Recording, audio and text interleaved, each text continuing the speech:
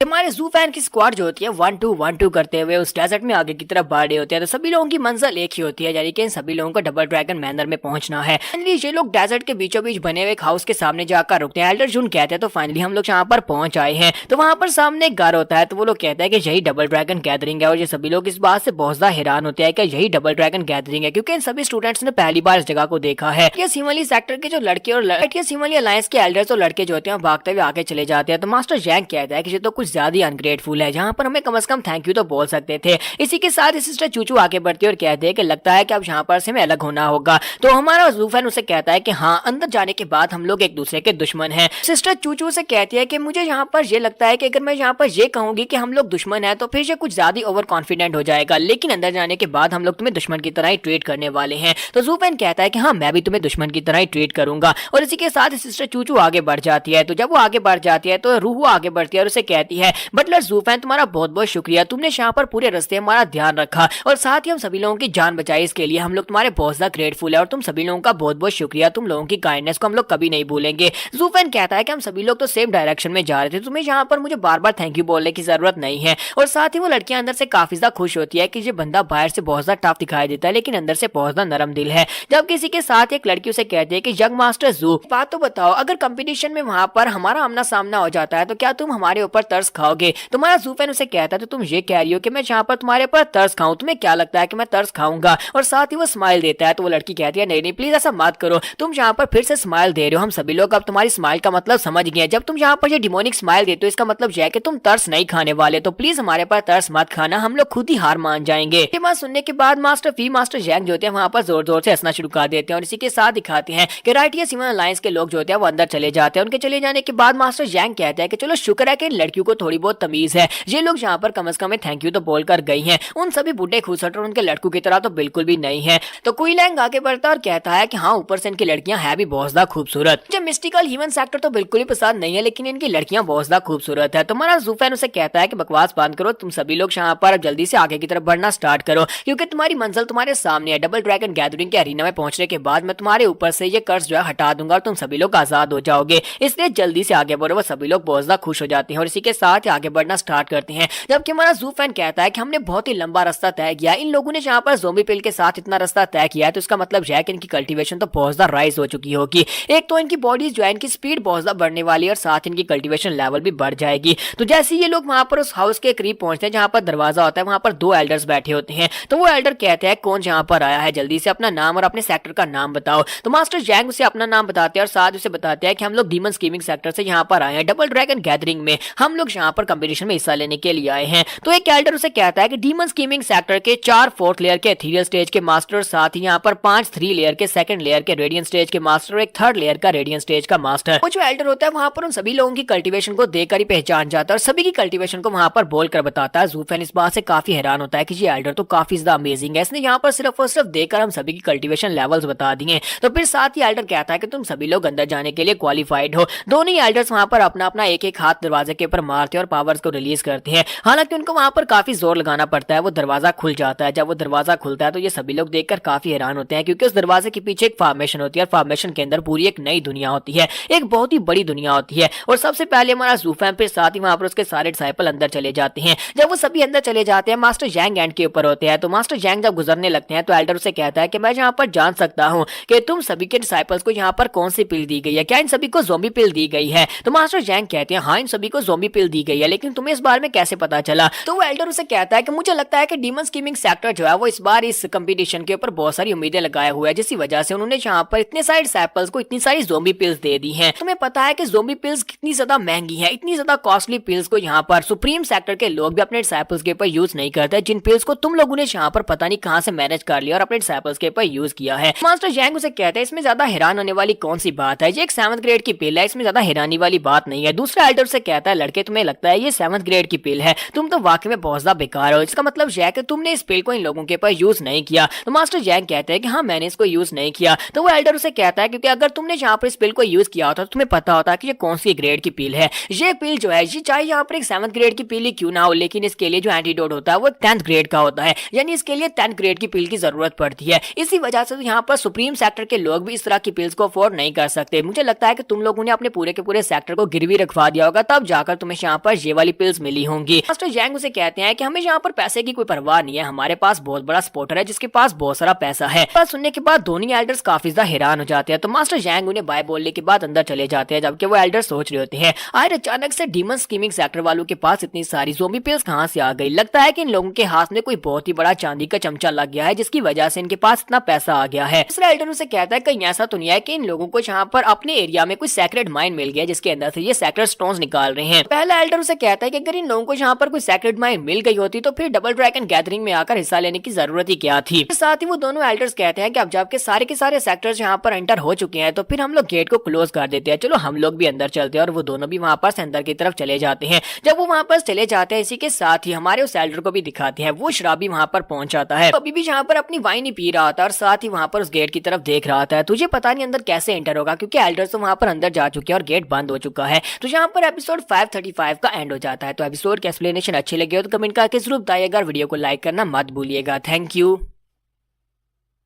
तो गाइस कैसे हैं आप सब लोग। द बुक ऑफ एस्पर के एपिसोड 536 के साथ हाजिर हो। तो इस एपिसोड की शुरुआत में दिखाता है कि वो सभी लोग जो होते हैं फॉर्मेशन को पार करके अंदर आ जाते हैं। अंदर आने के बाद ये सभी लोग बहुत ज्यादा खुश हो रहे होते हैं। तो इसी के साथ एक एल्डर उनके सामने आता है जो कि एक इथेरियल स्टेज का मास्टर होता है। वो उनसे कहता है कि मैं तुम सभी लोगों को देखकर पहचान सकता हूँ कि तुम सभी लोग डीमन स्कीमिंग सेक्टर से हो, तो मैं तुम सभी को यहाँ पर वेलकम करने के लिए आया हूँ और साथ ही तुम सभी लोगों को गाइड करने के लिए आया हूँ। देखने के बाद क्विक गैंग अपने फादर से कहता है फादर देखो तो जरा यहाँ पर एक इथेरियल स्टेज का मास्टर यहाँ पर हमारे सामने कितनी अदब से पेश आ रहा है, यानी कितनी तमीज से बात कर रहा है। मुझे तो लगा था कि सभी इथेरियल स्टेज के मास्टर जो होते हैं बहुत ज्यादा गुस्से वाले होते हैं। तो कोई लैंग भी से कहता है कि मुझे लगता है कि यहाँ पर डबल ड्रैगन गैदरिंग में सभी लोग तमीज से ही बात करते होंगे। तब उनका गाइड जो होता है वो उन लोगों से कहता है कि हाँ तुम सभी लोगों ने ठीक समझा, यहाँ पर सभी लोग एक दूसरे के साथ तमीज से ही पेश आते हैं, प्लीज मेरे साथ हैं, आप सभी लोग हमारे ऑनर्ड गेस्ट है, तो मैं आप सभी लोगों को यहाँ पर रास्ता दिखाता हूँ, मेरे पीछे पीछे आ जाए। और वो आगे की तरफ चलना स्टार्ट करता है। जबकि मास्टर जैंग जो होते हैं वो कोई लैंग से कहते हैं बेवकूफ कहीं कि क्या तुम यहाँ पर देखकर नहीं बता सकते कि यहाँ पर डबल ड्रैगन गैदरिंग में जितने भी इथेरियल स्टेज के मास्टर है वो सबसे वीकेस्ट होते हैं, क्योंकि यहाँ पर कल्टीवेशन लेवल जो होता है वो यहीं पर से स्टार्ट होता है, यानी इथेरियल स्टेज से ही स्टार्ट होता है। क्या लगता है कि अगर यहाँ पर इथेरियल स्टेज के मास्टर हमें वेलकम करने के लिए नहीं आएंगे तो फिर कौन यहाँ पर हमें वेलकम करने के लिए आएगा, क्योंकि इथेरियल स्टेज से पीछे रेडियंट स्टेज होती है और यहाँ पर डबल ड्रैगन गैदरिंग में सबसे लोएस्ट लेवल ये इथेरियल स्टेज है, यहाँ पर रेडियंट स्टेज का मास्टर है ही नहीं। ज़ूफेन कहता है कि मुझे लगता है कि डबल ड्रैगन मैनर में यहाँ पर सभी लोग हमारी ट्रू पोटेंशियल को देखते हैं कि वो किस लेवल तक जा सकते हैं, ना कि उनकी कल्टीवेशन लेवल को देखते हैं कि वो इथेरियल है या फिर परफाउंड है। मास्टर जैंग उसे कहता है कि लड़कियां तुमने बिल्कुल ठीक कहा, हाँ ऐसी ही बात है, यहाँ पर सिर्फ और सिर्फ उसी को रिसोर्सेज दिए जाते हैं जिसके पास पोटेंशियल होती है जो आगे बढ़ सकता है। इसी वजह से तो हर साल यहाँ पर डबल ड्रैगन गैदरिंग का कंपटीशन होता है ताकि वो यहाँ पर से कुछ टैलेंट्स को ढूंढ सके। टैलेंट्स को ढूंढ कर सिर्फ और सिर्फ उन्हें सेक्रेट माइंस दी जाती हैं ताकि वो अपने टैलेंट को राइज कर सके और आगे बढ़ सके। मिस्टर जैंग जो होते हैं अपने सभी डिसाइपल से कहते हैं कि तुम सभी लोग चाहे यहाँ पर रेडियंट स्टेज के एक्सपर्ट ही क्यों ना हो, तुम सभी लोग यहाँ पर इससे ज्यादा बेहतर हो। इन लोगों को यहाँ पर इन रिच एनवायरनमेंट मिलता है क्योंकि सेक्रेट स्टोन्स की वजह से इन सभी के पास यहाँ पर कंसंट्रेशन ज्यादा है एनर्जी की, जिसकी वजह से ये सभी लोग यहाँ पर रेडियंट स्टेज और जितनी भी मेहनत करने वाली स्टेजेस हैं उन सभी को स्किप करके सीधे इथेरियल स्टेज में पहुंच जाते हैं। मैं यहाँ पर शर्त लगा सकता हूँ कि ये इथेरियल स्टेज का मास्टर तुम्हारी जो रेडियंट स्टेज है उसका मुकाबला भी नहीं कर पाएगा क्योंकि ये बहुत ज्यादा कमजोर है। तुम्हारा ज़ूफेन कहता है कि तुम्हें नहीं लगता कि तुम्हें यहाँ पर जरा तमीज से बात करनी चाहिए। हम लोग यहाँ पर डबल ड्रैगन गैदरिंग में अगर उस एल्डर ने तुम्हारी बात सुन ली तो हमारी इंसल्ट हो जाएगी।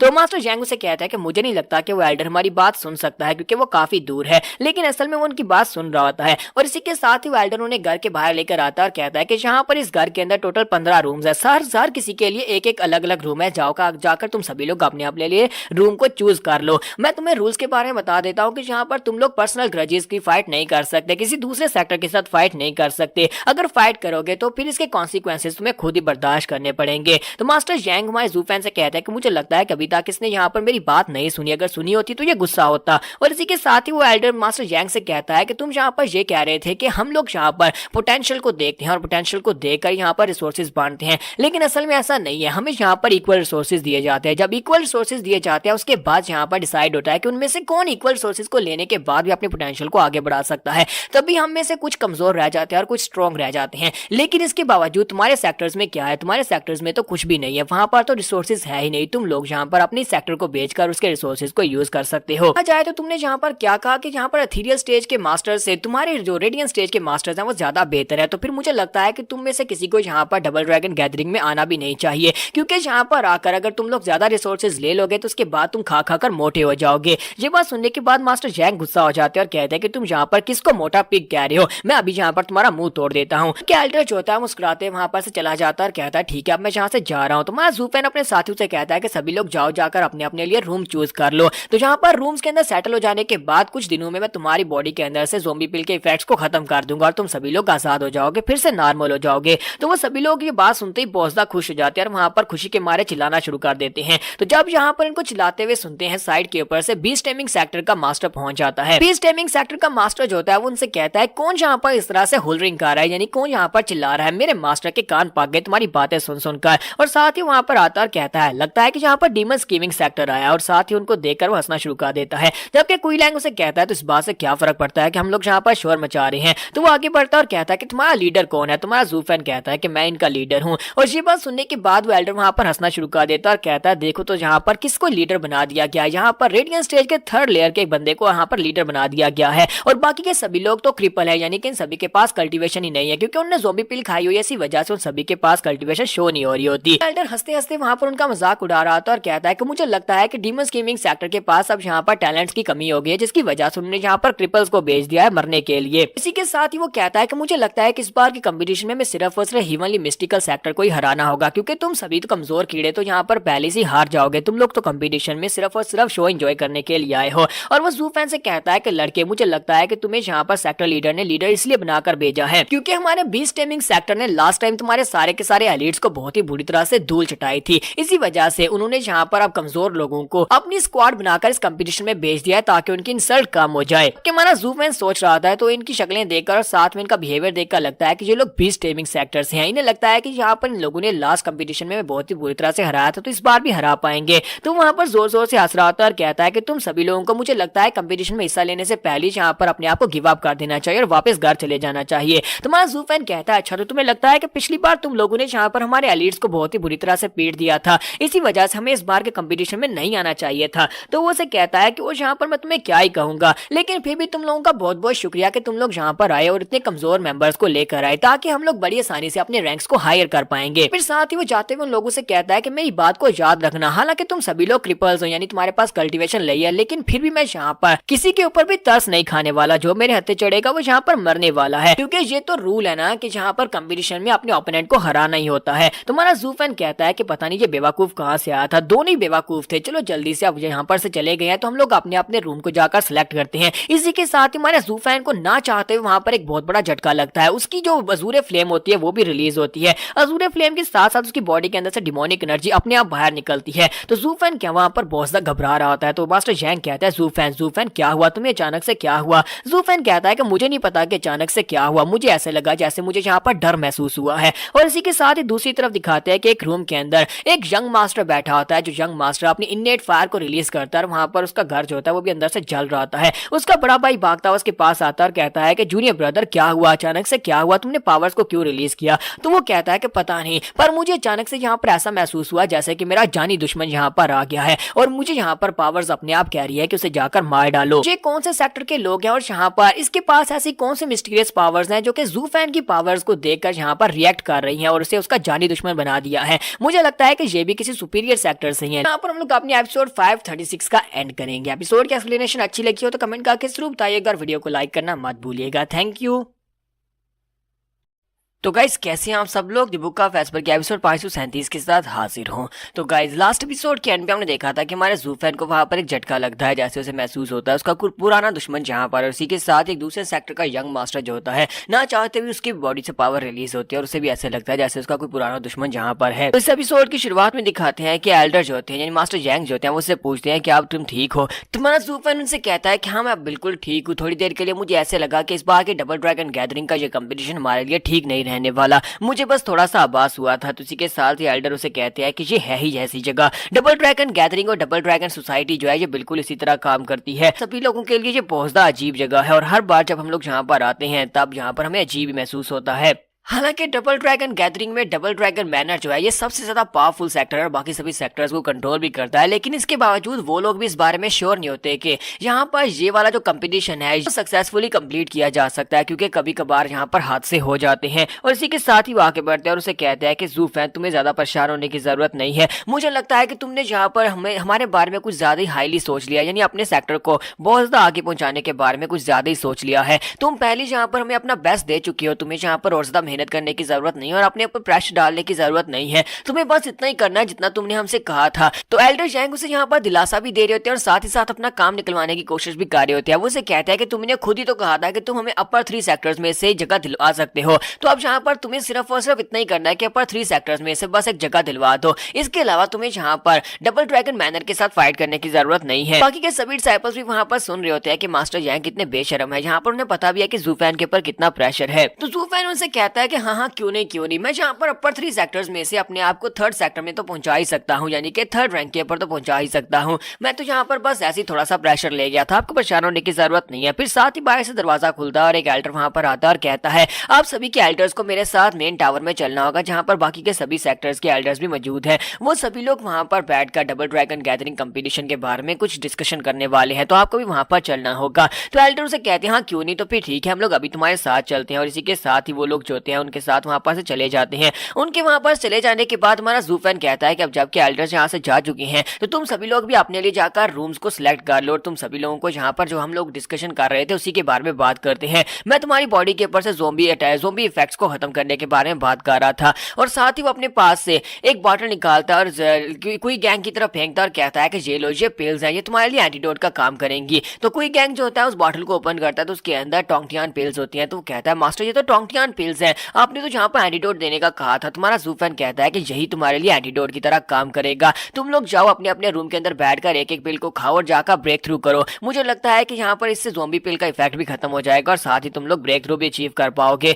तो एक लड़का आगे बढ़ता है और उसे कहता है लेकिन मास्टर आपने तो कहा था कि टोंगटियान पिल को एक बार खाने के बाद दूसरी बार इसको खाने से इसके इफेक्ट्स नहीं बढ़ते, यानी कि इसके इफेक्ट्स बहुत ही कम होते हैं, बहुत ही लिमिटेड होते हैं। तुम्हारा ज़ूफैन उसे कहता है कि हाँ ये बात वाकई में सच है कि टोंगटियान पिल को एक बार से ज्यादा बार खाने से भी कुछ नहीं होता, लेकिन अब जबकि तुम में से कुछ लोगों ने इस पिल को पहले खाया हुआ है और कुछ ने अभी तक इस पिल को नहीं खाया और तुम लोगों ने ज़ोंबी पिल को खाया हुआ है, तो ये एंटीडोट की तरह काम करेगी और इसी वजह से तुम्हें यहाँ पर बहुत ही जबरदस्त ब्रेक थ्रू मिलने वाला है। तुम्हारी बॉडी स्ट्रेंथन होगी और साथ ही तुम्हारे मसल्स जो है वो बहुत ज्यादा स्ट्रॉन्ग हो जाएंगे। इसी वजह से मैंने ये पिल्स तुम्हें दी है। तो जिन लोगों ने पहले इस पिल को खाया था उनके ऊपर इसका इफेक्ट बहुत ज्यादा कम होगा। तो कोई गैंग कहता है ये तो बहुत ही बुरी बात हुई, मैं तो पहले यहाँ पर टोंगटियान पिल को खा चुका हूँ, इसका मतलब है कि मुझे कम ब्रेक थ्रू मिलेगा। तो ज़ूफैन कहता है ठीक है अब सभी लोग अपने अपने रूम में चले जाओ और वो सभी लोग अपने अपने रूम के अंदर चले जाते हैं अपनी अपनी पिल्स लेकर। जब वो सभी लोग वहां पर चले जाते हैं दरवाजे के पर नॉक होती है। तुम्हारा ज़ूफैन कहता है कि अब यहाँ पर कौन आ गया। वो दरवाजा खोलता है और कहता है कि एल्डर्स तो पहले यहाँ पर मीटिंग के लिए जा चुके हैं, फिर अब तुम यहाँ पर क्या लेने के लिए आए हो। जैसे वो बाहर निकलकर देखता है तो हमारे कुछ पुराने जाने माने चेहरे आपके सामने होंगे। यहाँ पर हमारे पास प्रिंसेस निंगरू होती है और उसके साथ साथ सिस्टर शुई जोन होती है। तो वो दोनों उसके सामने खड़ी होती है। स्पेशली प्रिंसेस जो होती है वो जल्दी से जंप करते हुए उसको हक करने की कोशिश करती है। ज़ूफैन उसे पीछे की तरफ धक्का देता है और कहता है कि ये तुम क्या कर रही हो प्रिंसेस निंग, तुम यहाँ पर क्या कर रही हो, तुम लोगों का यहाँ पर क्या काम है। मुझे तो लगा था कि सिर्फ और सिर्फ सेक्टर्स को ही यहाँ पर कंपटीशन में हिस्सा लेने की इजाजत है, तुम लोग यहाँ पर कंपटीशन में क्या कर रहे हो। तो प्रिंसेस ने कह दिया कि हम लोग इस कंपटीशन में हिस्सा लेने के लिए नहीं आए बल्कि हम लोग ऑब्जर्वर्स बनकर यहाँ पर आए हैं। ज़ूफैन कहता है कि इस बात का क्या मतलब है कि ऑब्जर्वर बनकर आए हो। तो प्रिंसेस उसे कहता है क्योंकि हमारे पास पूरे का पूरा टिंजू एम्पायर है और मैं प्रिंसेस हूँ, इसी वजह से हमें यहाँ पर इन्वाइट किया गया है और सिस्टर जून जो है वो मेरे साथ यहाँ पर आई है। हम लोग यहाँ पर इस बात को देखने के लिए आए हैं कि इस बार का कंपटीशन किस तरह जाएगा और इस बार के कंपटीशन में कौन जीतने वाला है। तो ज़ूफैन कहता है कि सबसे तुम्हारा क्या ताल्लुक है। तो वो कहती है कि हर एम्पायर में से कोई ना कोई यहाँ पर रिप्रेजेंटेटिव आता है ताकि वो जाकर इस कंपटीशन को अपनी आंखों से देख सके, इसको ऑब्जर्व कर सके, क्योंकि उन लोगों ने यहाँ पर अपनी फ्यूचर की स्ट्रेटजीज बनानी होती है। क्या तुम्हें नहीं पता कि यहाँ पर जो भी कंपटीशन को जीता उसी हिसाब से यहाँ पर उनको रिसोर्सेज एलोकेट किए जाते हैं। जिस तरह के यहाँ पर तुम्हारा जो डीमन स्कीमिंग सेक्टर है और इसके साथ साथ 2 गार्डियन सेक्टर्स हैं जो कि हमारे पूरे के पूरे टिंजू को गार्ड करते हैं, यानी कि उनको यहाँ पर हमारा टिंजू एम्पायर जो है वो अलॉट किया गया था ये बार की डबल ड्रैगन गैदरिंग में। और अगर इस बार कोई और कंपटीशन जीत जाता है तो इस बार उन्हें कोई और एम्पायर मिल जाएगा, यानी कि ये एम्पायर तुम्हारे हाथ से निकल जाएगा। सिस्टर जून से सारी बात डिटेल में बताती है कि यहाँ पर ये कंपटीशन जो है ये ना सिर्फ यहाँ पर फाइट और टैलेंट्स को चूज करने के लिए बल्कि यहाँ पर रिसोर्सेज को चूज करने के लिए भी है। यहाँ पर रिसोर्सेज को एलोकेट किया जाता है। जिस हिसाब से तुम लोग कंपटीशन में अपनी रैंकिंग को हासिल करते हो उसी हिसाब से यहाँ पर तुम्हें तुम्हारे एम्पायर्स दिए जाते हैं। तुम्हारे जो गार्डियन सेक्टर्स है उनको यहाँ पर एम्पायर्स का मालिक बनाया जाता है और उनको रिसोर्सेज एलोकेट किए जाते हैं। सिस्टर टिनजुन उसे कहते हैं कि अगर तुम्हारा डिमोनिक सेक्टर जो है ये मिडिल 3 सेक्टर्स में पहुंच जाता है तो इसका मतलब यह है कि तुम लोग टिनजू एम्पायर की मलकियत को खो दोगे और तुम्हें यहाँ पर कोई नया एम्पायर मिलेगा। हो सकता है कि तुम्हें पूरे का पूरा सिंगल एम्पायर मिल जाए। अभी फिलहाल के लिए तुम 3 सेक्टर मिलकर एक एम्पायर को कंट्रोल कर रहे हो, यानी कि उसके रिसोर्सेज तुम्हें मिलते हैं। ज़ूफेन भी इसकी बात सुनने के बाद काफी हैरान होता है कि ये बात तो वाकई में सच है कि टिनजू एम्पायर के ऊपर 3 गार्डियन सेक्टर्स हैं, यानी कि वो 3 बड़े सेक्टर्स जो है वो टिनजू एम्पायर से रिसोर्सेज लेते हैं। लेकिन अगर हम लोग यहाँ पर अपर सेक्टर्स की बात करें तो उन सभी के पास अपना अपना पूरे का पूरा एक एम्पायर है। इससे कहते हैं कि तुम यहाँ पर लोअर टॉप 3 सेक्टर्स में से हो, तो टॉप 3 सेक्टर्स में से भी यहाँ पर उनको रिसोर्सेज के हिसाब से यानी कि उनकी पावर लेवल्स के हिसाब से रिसोर्सेज बांटे जाते हैं। जैसे कि बीस्ट टेमिंग सेक्टर है वो सबसे लोअर पर आता है और उन लोगों के पास इस वक्त पूरे का पूरा क्वानलोंग एम्पायर है। क्वानलोंग एम्पायर वो उनको क्यों दे दिया गया? क्योंकि वहां पर रिसोर्सेज की बहुत ज्यादा कमी है। वो सिर्फ और सिर्फ एक जंगल है जहां पर सिर्फ और सिर्फ बीस्ट होते हैं। लेकिन दूसरी तरफ से हमारा टिन्यानजू एम्पायर है जिसके अंदर बहुत सारे रिसोर्सेज हैं। तो यहाँ पर अगर देखा जाए तो यहाँ पर रिसोर्सेज के हिसाब से भी और तुम्हारी पावर लेवल्स के हिसाब से भी तुम्हें यहाँ पर रिसोर्सेज एलोकेट किए जाते हैं। मैं ये बात तो याद ही होगी कि हमारे एम्परर ने किस तरह क्वानलोंग की आर्मी के साथ डील करने की कोशिश की थी और उन्हें साथ ही अपना एक हिस्सा देने की कोशिश की, यानी टिन्यानजू एम्पायर की जमीन का एक टुकड़ा उन्हें देने का वादा किया था। लेकिन ये बात वो भी अच्छी तरह से जानते थे कि वो जहां पर ये बात तीनों बड़े सेक्टर से क्यों छुपा रहे थे। वो गार्डियन सेक्टर से ये बात इसलिए छुपा रहे थे कि एक बार जहां पर डबल ड्रैगन मैनर ने जो फैसला कर दिया कि उन्हें कौन कौन से रिसोर्सेज एलोकेट किए जा रहे हैं, जब तक यहाँ पर दोबारा कंपटीशन में हिस्सा लेकर उन्हें रिसोर्सेज की अदल बदल नहीं की जाएगी तब तक वो लोग अपने रिसोर्सेज को किसी दूसरे को नहीं दे सकते। ये पत्थर के ऊपर लकीर की तरह होता है, ये फैसला यहीं पर होता है, इसी जगह पर होता है। अगर मेरे फादर चाहते भी तभी वो यहाँ पर अपनी जमीन का टुकड़ा जो था वो बीस्ट टेमिंग सेक्टर या फिर क्वानलोंग एम्पायर को नहीं दे सकते थे। डबल ड्रैगन गैदरिंग में ये सब कुछ इसलिए किया जाता है ताकि यहाँ पर सेक्टर्स आपस में फाइट ना करते रहे, क्योंकि वैसे तो यहाँ पर कॉन्फ्लिक्ट ऑफ इंटरेस्ट होती है, सभी सेक्टर्स एक दूसरे से फाइट करते रहते हैं। तो हमारा ज़ूफेन ये बात सोच रहा होता है कि मुझे लगता है कि यहाँ पर ना सिर्फ टैलेंट्स को चूज किया जाता है बल्कि यहाँ पर बैलेंस बनाने की कोशिश की जाती है। डबल ड्रैगन मैनर के लोग जो है यहाँ पर इसी वजह से इस कंपटीशन को रखते हैं। वो सबसे ज्यादा हाई एंड माइटी बनकर ऊपर बैठे हुए हैं और यहाँ पर नीचे के जितने भी सेक्टर्स हैं उन सभी लोगों को खुद रिसोर्सेज एलोकेट करते हैं ताकि वो लोग एक दूसरे के साथ फाइट ना करें, उन्हें यहाँ पर किसी के साथ डिस्टर्बेंस ना क्रिएट करनी पड़े। और डबल ड्रैगन मैनर के लोग जो है वो खुद यहाँ पर आराम से बैठकर अपने आप को कल्टीवेट करते रहे और अपनी पावर्स को बढ़ाते रहे। तो बिल्कुल ऐसी है जहाँ पर पूरे का पूरा डबल ड्रैगन मैनर जो है वो बाकी के सभी 9 सेक्टर्स को कंट्रोल कर रहा है। ज़ूफेन जब वहाँ पर ये सारी बातें सोच रहा होता है, इसी के साथ साइड के ऊपर से आवाज आती है। उससे आवाज आती है, कोई कहता है कि यहाँ पर तो इन सभी इंसानों को जानवरों की तरह ट्रीट किया जाता है। तुम्हारा ज़ूफेन काफी हैरान होता है, जल्दी से साइड के ऊपर देखता है तो वहाँ पर वही ड्रंकर्ड बैठा होता है, यानी कि वही मास्टर बैठा होता है जो हर वक्त वाइन पीता रहता है। तो मास्टर कहता है कि पता नहीं डबल ड्रैगन मैनर के लोग अपने आप को क्या समझते हैं, इन्हें लगता है कि वो गार्ड बन गए और सभी लोगों को यहाँ पर कंट्रोल कर सकते हैं। तुम्हारा ज़ूफेन उसे कहता है कि सीनियर आप कब यहाँ पर आए और कब से यहाँ पर हमारी बातें सुन रहे हैं, क्या आप यहाँ पर डबल ड्रैगन मैनर से हैं? तो ये बात सुनने के बाद वो सीनियर आगे से हंसना शुरू कर देता है और कहता है, क्या तुम्हें लगता है कि मैं डबल ड्रैगन मैनर से हो सकता हूँ? हमने ठीक समझा, कभी मैं यहाँ पर डबल ड्रैगन मैनर का एक हिस्सा हुआ करता था। तो हमारा ज़ूफेन जो होता है वहाँ पर उसकी बात सुनने के बाद सोच रहा था इसका मतलब क्या है, क्योंकि इसने कहा कि ये डबल ड्रैगन मैनर का अब हिस्सा नहीं, तो इसका मतलब ये हो सकता है कि इसे निकाल दिया गया, इसे सेक्टर से निकाल दिया गया। तो फिर यहाँ पर सेक्टर में आया कैसे, इसे यहाँ पर एंट्री मिली कैसे? क्योंकि अगर यहाँ पर निकाला हुआ डिसाइपल है तो फिर तो इसके ऊपर पाबंदी होनी चाहिए, यानी कि इसे सेक्टर के अंदर एंट्री मना होनी चाहिए। तो इसी के साथ ही वो सीनियर आगे ससना शुरू कर देता है और कहता है कि यहाँ पर ऐसा कोई भी नहीं है जो मुझे यहाँ पर आने से रोक सके। अगर ये सभी लोग मिलकर भी मुझे रोकना चाहें तब इनमें से कोई भी ऐसा नहीं है जो कि मुझे रोक सकता है। अपर 3 सेक्टर्स तो सिर्फ अपर 3 सेक्टर्स हैं, बल्कि इस पूरी दुनिया में भी कोई नहीं है जो मुझे रोक सकता है। तो ज़ूफेन उसकी बात सुनने के बाद सोच रहा था कि इसकी स्टेटमेंट काफी ज्यादा बोल्ड और काफी ज्यादा एरोगेंस से भरी हुई है। ऐसे लगता है जैसे ये कोई क्रिमिनल है, क्योंकि इसकी बातों से 2 ही बातें वाजी होती है। पहली बात तो यह कि इसे सेक्टर से निकाल दिया गया और दूसरी बात यह कि ये कोई क्रिमिनल हो सकता है जिसकी वजह से इसने कोई क्राइम किया था और इसे सेक्टर से निकाल दिया गया था। लेकिन मुझे पता नहीं क्यों इसकी बातें जानी पहचानी सी लग रही हैं। जिस तरह से ये बातें कर रहा है मुझे लगता है कि ये बिल्कुल मेरे जैसा है। तो प्रिंसेस निंग हमारे ज़ूफेन से पूछती है कि ये बंदा कौन है, ये तो बहुत अजीब है। जबकि दूसरी तरफ से वो सीनियर उसे कहता है कि लड़के तुमने मुझे वाइन दी थी और तुमने मुझे वाइन देकर मुझे एक फेवर किया था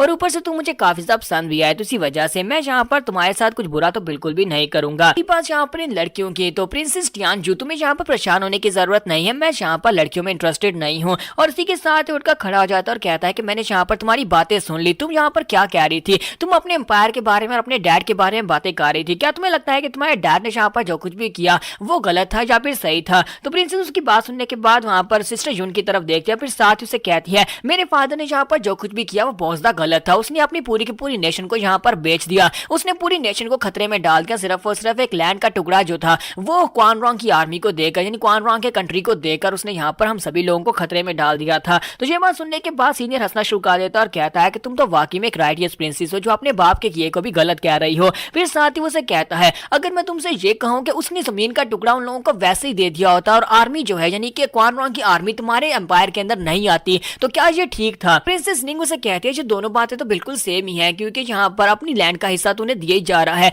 तो वो कहता है नहीं बच्ची यहाँ पर ये दोनों बातें सेम नहीं है बल्कि अलग अलग हैं। करो कि क्वान रॉन्ग की आर्मी को तुम्हारे एम्पर अपनी कंट्री के अंदर घुसा देते चाहे कैसे भी, वो यहाँ पर आने के बाद तुम्हारे कंट्री में तबाही मचा देते और सभी लोगों को मारना शुरू कर देते और बदले में उन्हें यहाँ पर जमीन का एक टुकड़ा मिल जाता। लेकिन अगर यहाँ पर एम्पर ने सिर्फ एक जमीन का टुकड़ा दे देते और बदले में उन्हें ये कहते हैं कि उन्हें यहाँ पर नहीं आना यानी हमारे एम्पायर में आकर इस तरह की गलती मत करना कि लोगों को मत मारना, तो ये दोनों बातें तो काफी ज्यादा अलग हो गई ना। क्या तुम्हें नहीं लगता कि दोनों बातें काफी अलग हैं? वैसे भी तुम्हारे पूरे के पूरे टियानजू एम्पायर की जितनी भी लैंड्स और जितनी भी प्रॉपर्टी है वो सारी की सारी तुम्हारे रॉयल एम्पायर की तो ही है, यानी कि वो एम्पर से बिलोंग करती है और जो वो सारी की सारी एम्पर की हुई। वहां पर जितने लोग काम करते हैं वो सारे के सारे अपनी सारी जिंदगी वहां पर अपने लॉर्ड्स को खुश करने में लगा देते हैं। वो सारी जिंदगी वहां पर उन जमीनों को अपना समझते रहते हैं, लेकिन एंड के ऊपर एक एम्पर जो होता है वो फैसला करता है और जहां पर जमीन का जो भी टुकड़ा वो देना चाहे वो किसी को भी दे सकता है। इसका मतलब ये हुआ कि तुम्हारी लोगों की उसे बिल्कुल परवाह नहीं है, यानी कि एम्परर्स को तुम्हारे लोगों की परवाह नहीं होती। जिस तरह यहाँ पर डबल ड्रैगन मैनर के लोगों को अपने से नीचे जितने भी सेक्टर्स हैं उनमें से किसी की परवाह नहीं है। तुम्हारा ज़ूफेन उसे कहता है कि मुझे लगता है कि मुझे यहाँ पर तुम्हें करेक्ट करने की जरूरत है। डबल ड्रैगन मैनर जो है यहाँ पर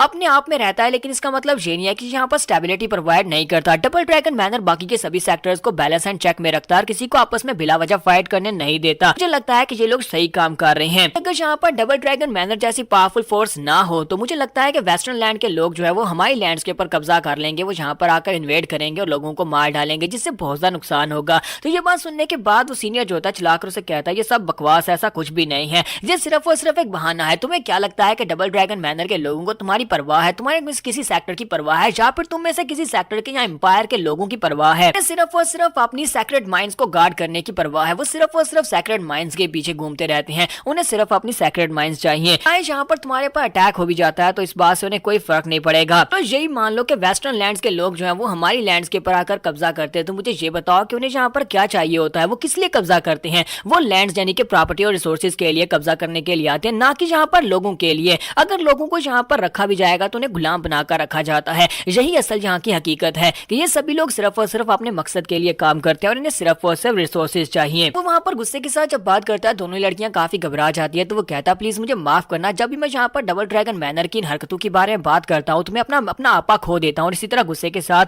बात करना शुरू कर देता हूँ, तो प्लीज मुझे माफ करना। मैं भी तुम लोगों की तरह ही हुआ करता था, मेरी सोच भी तुम्हारे जैसी हुआ करती थी। जब मैं यहाँ का एक डिसाइपल हुआ करता था उस वक्त मैं बिल्कुल ऐसा ही सोचता था, उस वक्त मेरे माइंड में भी इस तरह के कोई सवाल नहीं थे, लेकिन उसके बाद मैं सिर्फ और सिर्फ एक मीटिंग की वजह से चेंज हो गया, सिर्फ एक बंदे की वजह से। तो प्रिंसेस उसे कहती है मुझे लगता है कि एक लड़की की वजह से चेंज हुए। तो वो कहता है तुम्हें इस बारे में कैसे पता चला? तो प्रिंसेस कहती है ये तो बहुत ही ऑब्वियस सी बात है, हमेशा ही तुम्हारे जैसे बिगड़े हुए नवाबजादू और बिगड़े हुए लड़कों को सिर्फ और सिर्फ एक लड़की बदल सकती है। तो वो आगे से शर्माते हुए उसे कहता है कि मुझे ये बताओ कि प्रिंसेस तुमने यहाँ पर कितने सारे लड़कों की जिंदगी बदली है, क्योंकि तुम भी तो एक लड़की हो ना। तो प्रिंसेस कहती है कि क्या बकवास कर रहे हो, मैं तो बिल्कुल इनोसेंट हूँ, मैंने आज तक किसी लड़के को भी नहीं बदला और मैं कोशिश तो कर रही हूँ लेकिन बदल नहीं पा रही। वो ज़ूफेन की तरफ देखकर बात कर रही होती है। तुम्हारा ज़ूफेन कहता है कि सीनियर ये तो बच्ची है, इसकी बातों को छोड़े, आप मुझे ये बताएं आपकी स्टोरी क्या है और आप यहाँ पर किस लड़की की बात कर रहे हैं? तो वो उसे कहता है अच्छा ठीक है मैं यहाँ पर तुम्हें बताता हूँ। और फिर साथ ही उसे कहता है कि हाँ ये बात वाकई में सच है कि यहाँ पर जोड़े आसमानों पर बढ़ते हैं।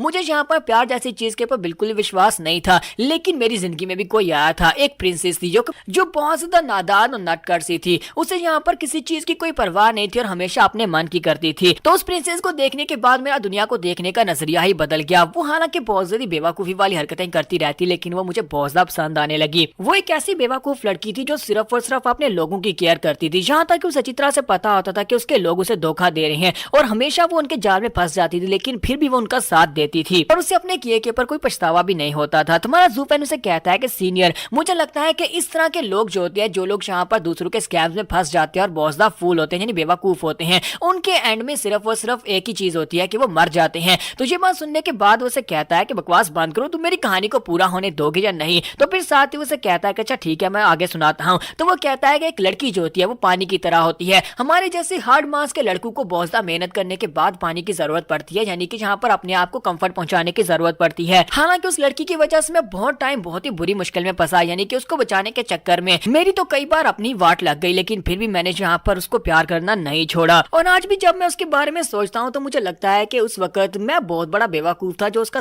का सारा बोझ अपने कंधों पर उठाना चाहता था। हो सकता है कि उस वक्त मैं आसमानों के ऊपर उड़ रहा था, उसके प्यार में पागल हो चुका था। तुम्हारा जूफैन उसकी बातें सुनने के बाद सोच रहा था कि मेरे और सिस्टर चूचू के केस में भी तो बिल्कुल ऐसा ही हुआ था। मुझे लगता है कि अभी बिल्कुल वैसा ही हो रहा है। और इसी के साथ ही उसे कहता है, लेकिन बहुत ही जल्दी मुझे इस बात का एहसास हो गया, चाहे मैं यहाँ पर अल्टीमेट पावर को क्यों ना हासिल कर लूं, लेकिन जिसको मैं नहीं बचा सकता उसे मैं नहीं बचा पाऊंगा। उस साल हुआ ये कि उनके नेबरलैंड ने उनके ऊपर अटैक कर दिया, उनके होमलैंड के ऊपर अटैक किया, यानी प्रिंसेस का जो एम्पायर था उसके ऊपर अटैक हो गया। तो वहां पर उनका जो गार्डिंग सेक्टर था उसने देखा कि उनकी जमीन जो है बिल्कुल सेफ है, यानी कि वो रिसोर्सेज के लिए अटैक नहीं कर रहे बल्कि यहाँ पर अपने पर्सनल ग्रजेस के लिए उनको मार रहे हैं। तो उस जो गार्डिंग सेक्टर था उस गार्डिंग सेक्टर ने आगे बढ़कर उनकी मदद नहीं की। और जब तक मैं वहां पर पहुंचा तब तक बहुत ज्यादा देर हो चुकी थी कि हमारे यहाँ पर डबल ड्रैगन मैनर में एक रूल था, एक ऐसा रूल कि हम लोग यहाँ पर बार बार अपने सेक्टर को छोड़कर दूसरे सेक्टर्स या दूसरे एम्पायर्स में जाकर दखल अंदाजी नहीं कर सकते। और मैं पहले यहाँ पर उस लड़की के लिए इस रूल को काफी बार तोड़ चुका था, इसी वजह से मुझे डिवाइन पनिशमेंट के लिए वापस बुलाया गया। तो मैं उस वक्त डिवाइन पनिशमेंट के लिए वापस एल्डर्स के सामने अपना सर झुकाकर बैठा हुआ था, जबकि दूसरी तरफ मेरे प्यार को वहां पर बहुत ही बेदर्दी के साथ मारा जा रहा था। उसके बाद अपनी सजा पूरी करने के बाद जब मैं वहां पर पहुंचा, उनके एम्पायर में तो हर एक चीज जल रही थी। वहां पर आग का एक समुद्र था और इसी आग के समुद्र के बीचों बीच वहां पर मुझे अपनी प्रिंसेस की लाश मिली,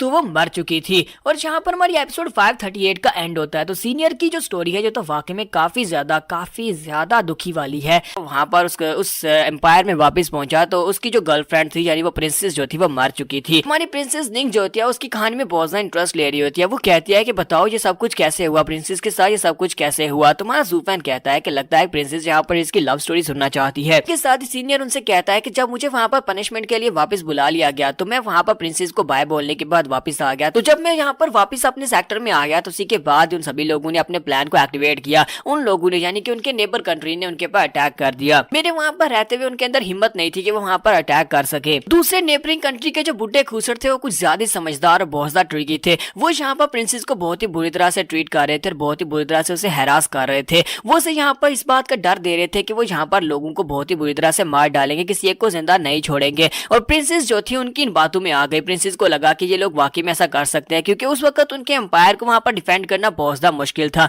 लेकिन वहां से हजारों मील दूर पहाड़ी इलाका था। उस पहाड़ी इलाके के अंदर अगर वो सभी लोग चले जाते तो वहां पर वो बिल्कुल सेफ रह सकते थे। वहां पर उनको डिफेंड करना बहुत ज्यादा आसान था। तो प्रिंसेस ने क्या किया, प्रिंसेस ने एम्परर की सील को चोरी किया और जाकर नेबरिंग कंट्री के एल्डर्स के साथ एक डील कर ली। उनके साथ डील कर ली कि वो इस सारे का सारा इलाका जो है उनको दे देंगे, लेकिन उनके लोगों को सेफली उन माउंटेन्स के एरिया में जाकर रहने दिया जाए ताकि वो अपने आप को डिफेंड कर सके। और जब तक एम्परर को इस बारे में पता चला तब तक बहुत ज्यादा देर हो चुकी थी, क्योंकि नेबरिंग कंट्री के पास पहले से उसकी सील आ चुकी थी। तो उन्होंने यहाँ पर अंदर घुसकर पूरे इलाके के ऊपर हजारों माइल्स के ऊपर कब्जा कर लिया। और प्रिंसेस जो थी जो ये सोच रही थी कि वो अपने लोगों को बचा सकती है माउंटेन्स के अंदर जाकर, उसका ये प्लान भी फेल हो गया। और वो सेक्टर जो कि इनकी प्रोटेक्शन का जिम्मेदार था, उनको जब इस सबके इंसिडेंट के बारे में पता चला कि ये सब कुछ प्रिंसेस की वजह से हुआ है तो वो लोग बहुत ज्यादा गुस्सा हुए, यहाँ तक कि उसकी अपनी फैमिली बहुत ज्यादा गुस्सा हो गई। उन लोगों ने प्रिंसेस को अपनी फैमिली से एग्जीक्यूट कर दिया, उसे फैमिली से बाहर निकाल दिया। तब तक मुझे इस खबर के बारे में पता चला कि प्रिंसेस को उसकी फैमिली से भी निकाल दिया गया और उसके ऊपर गद्दारी का लेबल लगा दिया गया है। और मैं जल्दी से भागता वापस आया। जब तक मैं वहां पर वापस पहुंचा तब तक बहुत ज्यादा देर हो चुकी थी। जब मैं वहां तक पहुंचा तो वहां पर सिर्फ और सिर्फ उसकी बॉडी पड़ी हुई थी। आग की लपटों में उसकी डेड बॉडी वहां पर पड़ी हुई थी, जिसे देखकर मैं बहुत ज्यादा पछताया कि मैं वापस गया ही क्यों था। तो वहां पर जाने के बाद जब मैंने लोगों के रूमर सुने, मुझे पता चला कि ये सब कुछ किसकी वजह से हुआ है। तो मुझे पता चला कि इंपीरियल फैमिलीज के लोगों ने यहाँ पर इसके साथ ये सब कुछ किया। उन्होंने यहाँ पर इसके ऊपर इल्जाम लगाया कि इसने गद्दारी की और इसी वजह से इसे घर से निकाल दिया गया। तुम्हारा जूफैन उसकी बात सुनने के बाद से बीच में टोकता और कहता है तो ये सब कुछ बेवकूफ लड़की की वजह से हुआ। तो सीनियर उसे घूर कर देखता है तो वो कहता है मेरे कहने का मतलब ये था कि ये सब कुछ उस लड़की के खिलाफ प्लान किया गया था, उस लड़की को मारने के लिए या फिर उसे यहाँ पर से निकालने के लिए। तुम्हारा जूफैन उसे कहता है कि मुझे पता नहीं कि मुझे यहाँ पर कुछ कहना चाहिए या नहीं, पर मैं कह ही देता हूँ। अगर मैं तुम्हारी जगह के ऊपर होता तो उस लड़की को छोड़कर वापस आने से पहले मैं दूसरी साइड के ऊपर जाता और उन सभी लोगों को डरा कर आता। उन सभी में से कुछ एक दो को मार डालता और उन्हें बताता कि अगर तुम में से किसी ने भी इस लड़की को हाथ लगाने की कोशिश की तो मैं वापस आऊंगा और तुम सभी को मार डालूंगा। हो सकता था कि तुम्हारे सेक्टर के लोग इसके लिए तुम्हें थोड़ी सी ज्यादा सजा देते, लेकिन कम से कम दूसरी कंट्री के लोग जो थे वो तुम्हारी प्रिंसेस के साथ ये सब कुछ नहीं करते और वहां पर आकर उसके लोगों को और उसको नहीं मारते। उन सभी लोगों को इस बारे में अंदाजा हो जाता है कि तुम यहाँ पर रूल्स के साथ बाउंड नहीं हो और तुम यहाँ पर अपने सेक्टर की भी नहीं मानोगे, यानी रूल्स को तोड़कर उन सभी को मारने के लिए वहां पर जरूर जाओगे। जैसे उन लोगों को इस बात का अंदाजा अंदाजा हुआ कि तुम्हें सेक्टर के ऑर्डर्स हुए और तुम सेक्टर में वापस चले गए, तो उन्हें पता चल गया कि तुम सेक्टर के ऑर्डर्स को फॉलो करते हो और तुम यहाँ पर दोबारा नहीं आ पाओगे अगर सेक्टर तुम्हें वहां पर ये कहता है कि तुम उस लड़की को छोड़ दो या फिर उनके पर अटैक मत करना। इसकी वजह से उन लोगों की हिम्मत बढ़ी, उन लोगों ने सब कुछ किया क्योंकि वो लड़की बहुत ज्यादा नाइव और फूल थी। इसी वजह से उन्होंने उसको टारगेट किया और उसको बेवकूफ बनाया और उसके पास से एम्परर की सील ले ली। अगर शुरुआत में ही तुम उन सभी के सामने इस तरह से ट्रीट करते हो उन सभी को कि उन सभी को भी अंदाजा होता कि भाई ये कुछ भी कर सकता है, ये रूल्स को तोड़कर हमें मार भी सकता है, तो वो कभी भी यहाँ पर तुम्हारी पीठ पीछे ये सब कुछ करने की हिम्मत भी नहीं करते।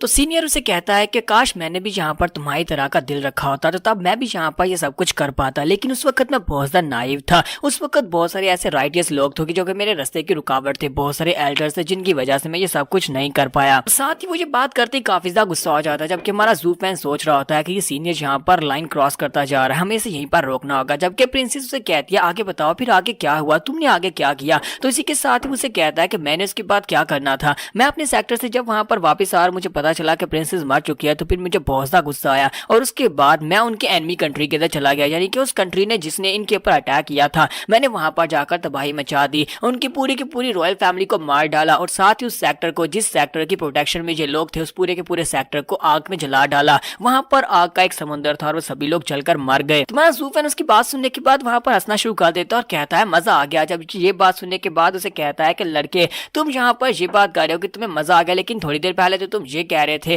कि तुम यहाँ पर अगर होते तो तुम सिर्फ उनको डरा कर आते। तुम्हारा जूफैन उसे कहता है कि तुम्हारी तरह कम से कम मैंने किसी को जान से तो नहीं मारा, मैंने किसी लड़की के लिए यहाँ पर पूरे के पूरे सेक्टर को तबाह तो नहीं किया, मैं अभी भी यहाँ पर राइडियस हूँ। तो उसे कहता है कि हाँ ये बात तो ठीक है कि तुम्हारे पास काफी सारे रिसोर्सेज है, तुम्हारे पास काफी सारी मिस्टीरियस पावर्स हैं और साथ ही तुम काफी ज्यादा माइंडफुल भी हो, लेकिन तुम्हारे पास एक चीज है जो वो ठीक नहीं है और वो तुम्हारा दिल है। तुम्हारा दिल जो है वो सही बात के ऊपर बिल्कुल भी नहीं है। वैसे भी यहाँ पर तुम्हें ब्लेम कैसे कर सकता हूँ क्योंकि तुम तो डिमोनिक पाथ के ही एक डिसाइपल हो, और अगर मैं यहाँ पर किसी राइटियस पाथ की बात करूँ तो राइटियस पाथ के लोग जो होते हैं असल में उनके दिल भी यहाँ पर डेविलिश होते हैं। जैसे कि तुम यहाँ पर मुझे ही देख लो, कभी मैं भी राइटियस हुआ करता था, लेकिन उसके बाद से मैंने जब यहाँ पर डबल ड्रैगन मैनर के लोगों को ऑफेंड कर दिया क्योंकि उन लोगों को इस बात से बहुत ज्यादा गुस्सा हुआ, मैंने फिर से रूल्स को तोड़ा और जाकर पूरे के पूरे सेक्टर्स को बर्बाद किया। तो उसके बाद ये लोगों ने मुझे अरेस्ट करने की कोशिश की। तो जब इन लोगों ने मुझे अरेस्ट करने की कोशिश की तो मुझे कौन अरेस्ट कर सकता था क्योंकि मैं उस वक्त तक महान बन चुका था, मैं एक महान हीरो था। और उसके बाद मैं यहाँ पर से भाग गया और यहाँ से भागने के बाद मैंने 10 सेक्टर्स के साथ फाइट मोल ले ली और बाकी के जो 9 सेक्टर्स थे वो सारे के सारे मेरे खिलाफ हो गए। बाकी के 9 सेक्टर्स में भी एक एक करके मैं वहां पर गया और सभी के ऊपर जाकर अपना गुस्सा उतारा। हालांकि मुझे पता था कि ये सिर्फ और सिर्फ मोमेंटरी इवेंट है, यानी कि जब मैं गुस्सा उतार रहा हूँ इससे कुछ भी बदलने वाला तो नहीं है क्योंकि जिसको मैं चाहता था वो तो मर चुका है। प्रिंसेस से कहती है तो फिर बताओ कि तुम इस सब दर्द से कैसे बाहर निकले, सब दुख से तुम कैसे बाहर निकले, क्योंकि ऐसा होता है कि जब कोई चला जाता है तो आप उसके बाद बहुत ज्यादा डिस्पेयर में चले जाते हैं। तो वो उसे कहता है कि उससे निकलना आसान नहीं था, लेकिन इससे निकलने भी उसी ने मेरी मदद की, उस प्रिंसेस ने इस सब से निकलने में मेरी बहुत ज्यादा मदद की है और आज यहाँ पर तुम्हारे सामने जो खड़ा है वो उसी की वजह से है। तो सीनियर उसे कहता है कि जब यहाँ पर मैं गुस्से के साथ आग बगोला हो चुका था, सभी सेक्टर्स को ऐसे ही जहाँ पर भी दिल करता मार डालता, उन सभी के साथ पंगा ले चुका था, उस वक्त उसकी पर्सनल नौकरानी मुझसे मिली जो कि सारी जिंदगी उसको सर्व करती रही थी। उसके पास उसका एक लेटर था जो कि मरने से पहले उसने एक लेटर लिखा था और उस लेटर को पढ़ने के बाद मेरी आंखें खुली, मुझे पता चला कि उसे सब कुछ पता था, ये कोई धोखा नहीं दिया गया था बल्कि उसे सब कुछ पता था कि ये दूसरे कंट्री के लोग उसके खिलाफ कौन सी साजिश कर रहे हैं। सब कुछ जानने के बावजूद उसने सिर्फ और सिर्फ एम्परर की सील एनिमी कंट्री को इसलिए दी थी क्योंकि उन लोगों ने वादा किया था कि एक बार जब वो लोग उनकी लैंड्स के ऊपर कब्जा कर लेंगे तो उनकी नेशन के जितने लोग हैं वो सारे के सारे उनके लोग बन जाएंगे और वो उनको नहीं मारेंगे। और इसी वजह से प्रिंसेस जो थी उनके साथ डील कर ली और इस डील की वजह से लेकिन एंड के ऊपर वो खुद भी नहीं बच पाई। तो ये सब कुछ पढ़ने के बाद मेरा गुस्सा कुछ शांत हो गया क्योंकि ये सब कुछ वो खुद जानती थी, तो इस वजह से मेरा गुस्सा शांत हुआ। और उसके बाद मैंने सोचा क्यों ना जहाँ पर मैं उसके सपने को पूरा करूँ। उसका सपना ये था कि आम लोग भी जहाँ पर शांति के साथ अपनी जिंदगी गुजार सके। हालांकि ये कहना बहुत ज्यादा आसान है कि आम लोग जहाँ पर शांति से जिंदगी गुजार सके, लेकिन इसको अचीव करना बहुत ज्यादा मुश्किल है। तो वो जूफैन से कहता है कि लड़के तुमने जहाँ पर ये कहा कि डबल ड्रैगन मैनर के जो लोग हैं ये बाकी के सभी सेक्टर्स को यहाँ पर स्टेबलाइज करके रखते हैं और यहाँ पर शांति बनाए रखते हैं, तो तुम्हारी बात किसी हद तक ठीक है, लेकिन अंदर से ये लोग अपने मकसद के लिए काम करते हैं। वो प्रिंसेस से कहता है कि तुम्हारे फादर अगर वहाँ पर अपनी लैंड का कुछ टुकड़ा जो है वो क्वाड्रांग को दे देते तो फिर ठीक था, लेकिन उन्होंने यहाँ पर उनके साथ सौदा करके गलत किया कि उनकी आर्मी को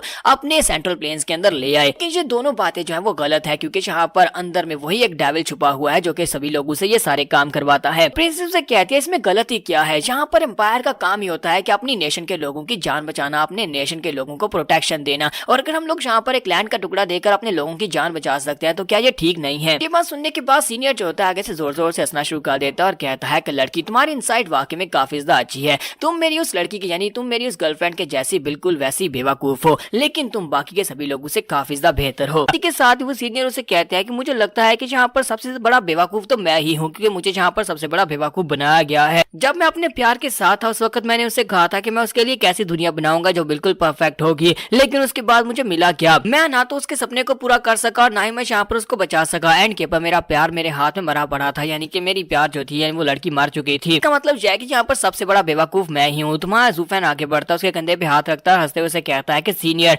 मुझे लगता है कि तुम्हें यहाँ पर हमसे और ज्यादा झूठ नहीं बोलना चाहिए, क्योंकि हमेशा मर्द जो होते हैं अपने प्यार के बारे में बढ़ा चढ़ाकर बात करते हैं और इस तरह की झूठी बातें बोलते हैं। इसी के साथ ही सीनियर उसे कहता है कि तुम यहाँ पर मुझसे ये बात कर रहे हो, लेकिन मुझे लगता है कि यहाँ पर असली के बेशरम तो तुम हो। तुम क्या यहाँ पर हमेशा से सच बोलते आए हो, क्या तुम्हें लगता है कि तुमने उससे भी हमेशा सच बोला था। और इसी के साथ ही उसे कहता है कि मैं यहाँ पर तुम्हारे दिल के बारे में जानता हूँ कि तुम्हारा दिल जो है वो राइटियसनेस के ऊपर तो बिल्कुल भी नहीं है और ऊपर से वो राइट भी नहीं है, क्योंकि तुम भी यहाँ पर किसी से कभी प्यार करते थे। मुझे लगता है कि तुम किसी ऐसी लड़की की तलाश में हो जिसके दिल में सिर्फ और सिर्फ तुम हो, और कभी तुम्हारे पास ऐसी थी।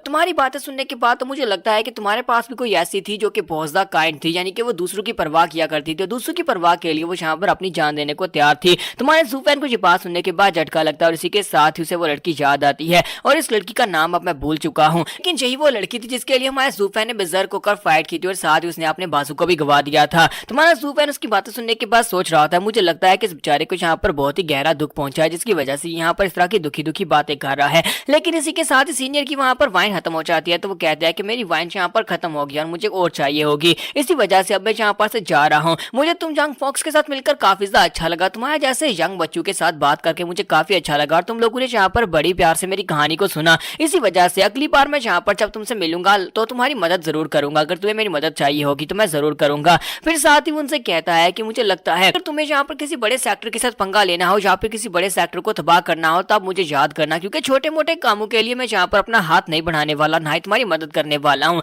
मैं यहाँ पर बड़े काम करने के लिए बना हूँ, लेकिन मैं यहाँ पर फ्री में ये काम नहीं करूंगा, यानी कि अगर तुम किसी बड़े सेक्टर को बर्बाद करवाना चाहते हो तो बदले में तुम्हें मुझे कुछ देना होगा। तो ज़ूफेन कहता है सीनियर क्या है जो आपको चाहिए, तो सीनियर उसे कहता है कि मुझे यहाँ पर एक चीज चाहिए, मुझे एक पेंटिंग चाहिए। वो एक ऐसी पेंटिंग है जिसको मैंने खुद अपने हाथ से बनाया था, मैंने अपने प्यार के लिए उस पेंटिंग को बनाया था और बहुत ही कमाल की पेंटिंग थी, लेकिन उसके बाद से वो पेंटिंग गायब हो गई है, यानी कि उस लड़की के मरने के बाद से वो पेंटिंग मुझे दोबारा कभी नहीं मिल पाई। और यहाँ तक कि मैंने तो एक पोस्टर भी छपवाया था जिसके ऊपर लिखा हुआ था कि जो भी मेरे लिए उस पेंटिंग को ढूंढ कर लाएगा मैं उसके लिए कुछ भी करने को तैयार हूँ, चाहे उसे यहाँ पर सारी दुनिया क्यों ना चाहिए होगी, मैं उसे सारी दुनिया जीत कर दे दूंगा। लेकिन अफसोस कि कोई भी यहाँ तक उस पेंटिंग को ढूंढ कर नहीं ला पाया। तुम्हारा ज़ूफेन उसे कहता है कि सीनियर वो पेंटिंग कैसी दिखती है, क्या तुम उस पेंटिंग के बारे में कुछ बता सकते हो, शायद हम लोग तुम्हें वो ढूंढ कर दे सकें। तो वो उसे कहता है कि वो पेंटिंग जो है वो काफी ज्यादा फेमस है और मुझे लगता है कि तुमने इस पेंटिंग को शायद कहीं पर देखा होगा, वो हमारी नेशन की पिक्चर है। और इसी के साथ ही सीनियर वहां पर से गायब हो जाता है और ये सुनने के बाद हमारा ज़ूफेन काफी हैरान होता है और कहता है क्या हमारी नेशन की पिक्चर। फिर साथ ही वो चिल्लाकर प्रिंसेस से कहता है कि प्रिंसेस यहाँ पर इसने जो बात की इसका मतलब यह है कि ये यहाँ पर वेस्टर्नलैंड्स का सबसे पावरफुल इंसान है, यानी कि ये डैन किंग शेन है। और डैन किंग शेन के बारे में मैंने सुन रखा है कि उसे एक पेंटिंग की तलाश है, तो क्या ये वाकई में वो हो सकता है, क्या ये वाकई में डैन किंग शेन है। मैंने इसके बारे में सुना था, इसके लेजेंड्स के बारे में कि ये 1000 साल पहले यहाँ पर हुआ करता था, लेकिन क्या ये अभी तक वाकई में जिंदा हो सकता है। तो पेंटिंग के बारे में क्या मैंने सुना था कि वो तुम्हारे फादर के पास है, यानी इंपीरियल पैलेस में वो पड़ी हुई है। तो प्रिंसेस से कहती है कि हाँ हमारे इंपीरियल कैपिटल में मेरे फादर के पास वो पेंटिंग मौजूद थी, लेकिन उसके बाद से वो पेंटिंग गायब हो गई जब से थर्ड ब्रदर ने यहाँ पर अपनी सेरेमनी को पूरा किया और थर्ड ब्रदर यहाँ पर नया एम्परर बन गया और उसने साथ ही नया एम्परर बनने के बाद फर्स्ट ब्रदर को सजाए मौत दे दी थी और इसके साथ ही सेकंड ब्रदर पहले से वहां पर से भागकर जा चुका था और उस वक्त से लेकर अभी तक उस पेंटिंग के बारे में कुछ भी नहीं पता चला वो कहां पर चली गई है। हमारा ज़ूफेन कहता है कि ये सब कुछ हमारे साथ ही क्यों होना था, अगर वो पेंटिंग हमारे पास होती तो हम लोग यहाँ पर सीनियर की मदद ले सकते थे, हम लोग डैन किंग शेन की मदद ले सकते थे और यहाँ पर चाहे किसी भी सेक्टर को हम लोग हरा सकते थे। ज़ूफेन को ये बात बिल्कुल ही पसंद नहीं आती और इसी के साथ ही next scene heaven reaching pavilion का दिखाया जाता है। हीवन रीचिंग पवेलियन के अंदर डबल ड्रैगन मैनर के कुछ एल्डर्स होते हैं, तो वो एल्डर उन लोगों से कहते हैं क्या तुम लोगों को यहाँ पर समझ आ गई, हमने तुम्हें सारे रूल्स के बारे में बता दिया है। तो रूल्स के मुताबिक सबसे पहला कंपटीशन 3 दिन के बाद स्टार्ट होगा जो कि लोअर 3 सेक्टर्स के दरमियान में होने वाला है। तो वो सभी कहते हैं जी हमें इस बात से कोई मसला नहीं और इसी के साथ ही वो सभी लोग वहां पर से डिस्पर्स हो जाते हैं। लेकिन इसी के साथ ही एक लड़का भागता वहां पर अंदर आता है और कहता है कि सर कुछ बहुत ही गलत हुआ है, बैरियर के साथ कुछ गलत हुआ है। तो एल्डर उसे कहता है कि बताओ क्या गलत हुआ। तो वो कहता है कि सर यहाँ पर टोटल 9 सेक्टर्स आए और 9 सेक्टर्स के लिए 9 बार गेट को ओपन करना था, लेकिन हमें यहाँ पर रिकॉर्ड में पता चला है कि 10वीं बार भी गेट को ओपन किया गया है। तो ये बात सुनने के बाद एल्डर उसे कहता है ठीक है तुम जा सकते हो, और वो गार्ड वहां पर चला जाता है। जबकि एक एल्डर जो होता है दूसरे से कहता है कि तुम्हें क्या लगता है कि यहाँ पर हमारे गेट को किसने ओपन किया होगा, क्योंकि गेट को ओपन करने के लिए स्पेशल जेस्चर जो साथ में यहाँ पर एक खास अमाउंट की पावर की जरूरत पड़ती है ताकि उस गेट को ओपन किया जा सके। तुम्हें क्या लगता है कि ये कौन कर सकता है, क्या तुम्हें लगता है कि वो वापस आ गया है? तो दूसरा एल्डर उसे कहता है कि हाँ सिर्फ और सिर्फ वही ऐसा है जो कि यहाँ पर हमारी नजर में आए बिना अंदर घुस सकता है, क्योंकि उसे यहाँ पर हर एक चीज के बारे में पता है, वो डबल ड्रैगन मैनर के हर एक चप्पे चप्पे से वाकिफ है और वही यहाँ पर अंदर इतनी आसानी से आ सकता है। लेकिन वो यहाँ पर वापस क्या करने के लिए आया होगा? तो दूसरा एल्डर उसे कहता है कि वो हमारा बहुत ही फेवरेट डिसाइपल था, अगर वो यहाँ पर वापस आया तो फिर यहाँ पर कुछ ना कुछ करने के लिए तो आया होगा। तो नेक्स्ट सीन ज़ूफैन का दिखाया जाता है। जब ज़ूफैन को पता चलता है कि 3 दिन के बाद कंपटीशन स्टार्ट हो रहा है तो वो इस बात से काफी हैरान होता है और कहता है कि तुम्हें नहीं लगता कि 3 दिन बहुत ज्यादा कम है? तुम सभी लोग वहां पर क्या करने के लिए गए थे? क्या तुम लोग वहां पर से और ज्यादा टाइम नहीं लेकर आ सकते? तो मास्टर जैंग चिल्लाकर उसे कहते हैं क्या तुम्हें लगता है कि हम लोग जाकर डबल ड्रैगन मैनर के एल्डर से जाकर बहस करें? वो सभी के सभी बूढ़े घुसर जल्दी से जल्दी हमारे कंपटीशन को खत्म करवाना चाहते हैं, क्योंकि उन सभी हाई लेवल के सेक्टर्स के लोगों की नजर में हमारे तीनों लो लेवल के जो सेक्टर्स हैं उनकी तो कोई वैल्यू ही नहीं है। और तुम्हें लगता है कि मैं यहाँ पर तुम्हारे लिए टाइम बाई करके लाऊंगा? ये तुम्हारी अपनी गलती है कि तुमने कहा था कि तुम यहाँ पर आते इनको क्योर कर दोगे, उनकी बॉडी के अंदर ज़ोंबी पिल के इफेक्ट खत्म कर दोगे, लेकिन अब यहाँ पर तुम्हें लगता है कि 3 दिन भी काफी नहीं है, अब ये तुम्हारी गलती है। तो ज़ूफैन कहता है कि तो फिर मुझे लगता है कि यहाँ पर सब कुछ किस्मत के ऊपर डिपेंड करता है। मास्टर जैंग चिल्लाकर उसे कहता है कि बकवास बंद करो, ऐसा कुछ भी नहीं होने वाला, तुम हमारी स्क्वाड के लीडर हो, जबकि तुम स्क्वाड के लीडर हो तो ये सारी की सारी जिम्मेदारी तुम्हारी बनती है। अब तुम यहाँ पर ये कह रहे हो कि यहाँ पर किस्मत के ऊपर डिपेंड करता है, मैं यहाँ पर किस्मत को नहीं मानता, ये सारी तुम्हारी गलती है। और मुझे ये बताओ कि ये लड़कियां अभी तक क्या कर रही हैं? क्या तुम यहाँ पर लड़कियों के साथ मजे करने के लिए आए हो? ये एक लीडर का एटीट्यूड बिल्कुल भी नहीं है, तुम्हें पहले अपने डिसाइपल्स को क्योर करने के ऊपर ध्यान देना चाहिए था। जबकि हमारा ज़ूफैन सोच रहा था कि अब मैं यहाँ पर क्या करूं, मुझे लगता है कि 3 दिन में ये बच्चे जो है ये ब्रेक थ्रू कंप्लीट कर लेंगे और ज़ोंबी पिल के इफेक्ट्स भी खत्म हो जाएंगे। लेकिन मुझे लगता है कि एंड के ऊपर फिर भी ये सब कुछ किस्मत के ऊपर डिपेंड करता है कि उनमें से कौन कौन यहाँ पर ब्रेक थ्रू कर पाएगा और कितने लोग इस कंपटीशन में हिस्सा ले पाएंगे। तुम्हारा ज़ूफैन कहता है कि रुको, फिर साथ ही वहाँ पर वो महान एक्टिंग करते हुए कहता है कि मुझे इस बारे में नहीं पता कि मैं भी यहाँ पर ये सब कुछ हैंडल कर पाऊंगा या नहीं। अब इसका मतलब यह है कि सब कुछ मेरे पर डिपेंड करता है कि मुझे अकेले यहाँ पर सारी फाइट्स को जीतना पड़ेगा। तो मास्टर जैंग उसे कहता है कि बकवास बंद करो, क्या यहाँ पर मजाक का वक्त चल रहा है? मुझे तो नहीं लगता कि यहाँ पर इस वक्त हम लोग इस मूड में है कि तुम्हारे मजाक सुन सकें। तुम्हें क्या लगता है कि तुम यहाँ पर अकेले सारी बैटल्स को जीतने के लिए अपने आप को आगे बेच सकते हो? और इसी के साथ ही मास्टर फी आगे बढ़ता है और उसे कहता है कंपटीशन के रूल्स के मुताबिक यहाँ पर 1-on-1 बैटल्स होने वाली हैं, यहाँ पर सभी कैंडिडेट्स को एक एक बार फाइट करनी पड़ेगी। तो तुम यहाँ पर ये तो मत सोचना कि तुम सभी कैंडिडेट्स के साथ फाइट कर पाओगे, क्योंकि यहाँ पर सिर्फ एक ही फाइट कर सकते हो और तुम अपनी फाइट को जीत सकते हो। बस सुनने के बाद मां ज़ूफैन कहता है क्या ये किस किस्म के बकवास रूल्स हैं? मास्टर फी से कहते हैं यही तो बात है, इसका मतलब यह कि अगर तुम यहाँ पर अकेले 10 को भी हरा सकते हो, लेकिन तब भी इस कंपटीशन के रूल्स के मुताबिक तुम्हारी स्ट्रेंथ बिल्कुल बेकार है। अगर यहाँ पर कोई ग्रुप बैटल हो रही होगी तो फिर यहाँ पर बाकी सभी को एडवांटेज मिल जाएगा कि तुम उन सभी को मिलकर हरा सकते हो, लेकिन यहाँ पर जो है केस काफी ज्यादा अलग है। तुम्हारा ज़ूफैन कहता है कि डबल ड्रैगन गैदरिंग के रूल्स बहुत ज्यादा बकवास है, मुझे ये बिल्कुल पसंद नहीं आए। लगता है कि यहाँ पर एक ही बार सभी लोग मिलकर फाइट करेंगे और एंड के ऊपर जो जिंदा बचे वही विजेता होना चाहिए, इस तरह का रूल होना चाहिए था। तो मास्टर फ्यू से कहता है कि नहीं, ऐसा तो बिल्कुल भी नहीं हो सकता, हमें यहाँ पर सेक्टर्स की पोटेंशियल देखने, ना कि ये देखना है कि उन लोगों ने किसी बीस्ट को यहाँ पर राइज किया है या नहीं। ज़ूफैन कहता है इसका मतलब यह है कि हमारे पास और कोई चॉइस नहीं बची, तो फिर हमें ये सब कुछ किस्मत के ऊपर ही छोड़ना होगा। मास्टर जैंग फिर से चलाकर उसे कहता है कि तुम फिर से यहाँ पर किस्मत का नाम ले रहे हो, यहाँ पर किस्मत विस्मत कुछ भी नहीं है, तुम्हारा सब कुछ किया दरा और तुम यहाँ पर सबको हल करने वाले हो। जबकि मास्टर फी सोच रहे होते हैं कि हमें जल्दी से जल्दी यहाँ पर कुछ ना कुछ करना पड़ेगा, अगर बच्चों ने ब्रेक थ्रू नहीं किया तो हम लोग फाइट शुरू होने से पहले ही फाइट को हार जाएंगे। तो नेक्स्ट दिन 3 दिन के बाद का दिखाया जाता है, तो वही गार्डियन जो होता है उनके पास आता है और कहता है कि वेनरेबल्स, मैं यहाँ पर आपको लेने के लिए आया हूँ, प्लीज जल्दी से आ जाएं, आपके कंपटीशन का दिन आ गया है, आज यहाँ पर लोअर 3 सेक्टर्स का कंपटीशन होने वाला है। तो हमारा ज़ूफैन मास्टर जैंग के कान में कुछ कहता है और इसी के साथ ही मास्टर जैंग गुस्सा होते हैं, लेकिन साथ ही वहीं पर अपने पेट पे हाथ रख के वहीं पर बैठ जाते हैं और कहते हैं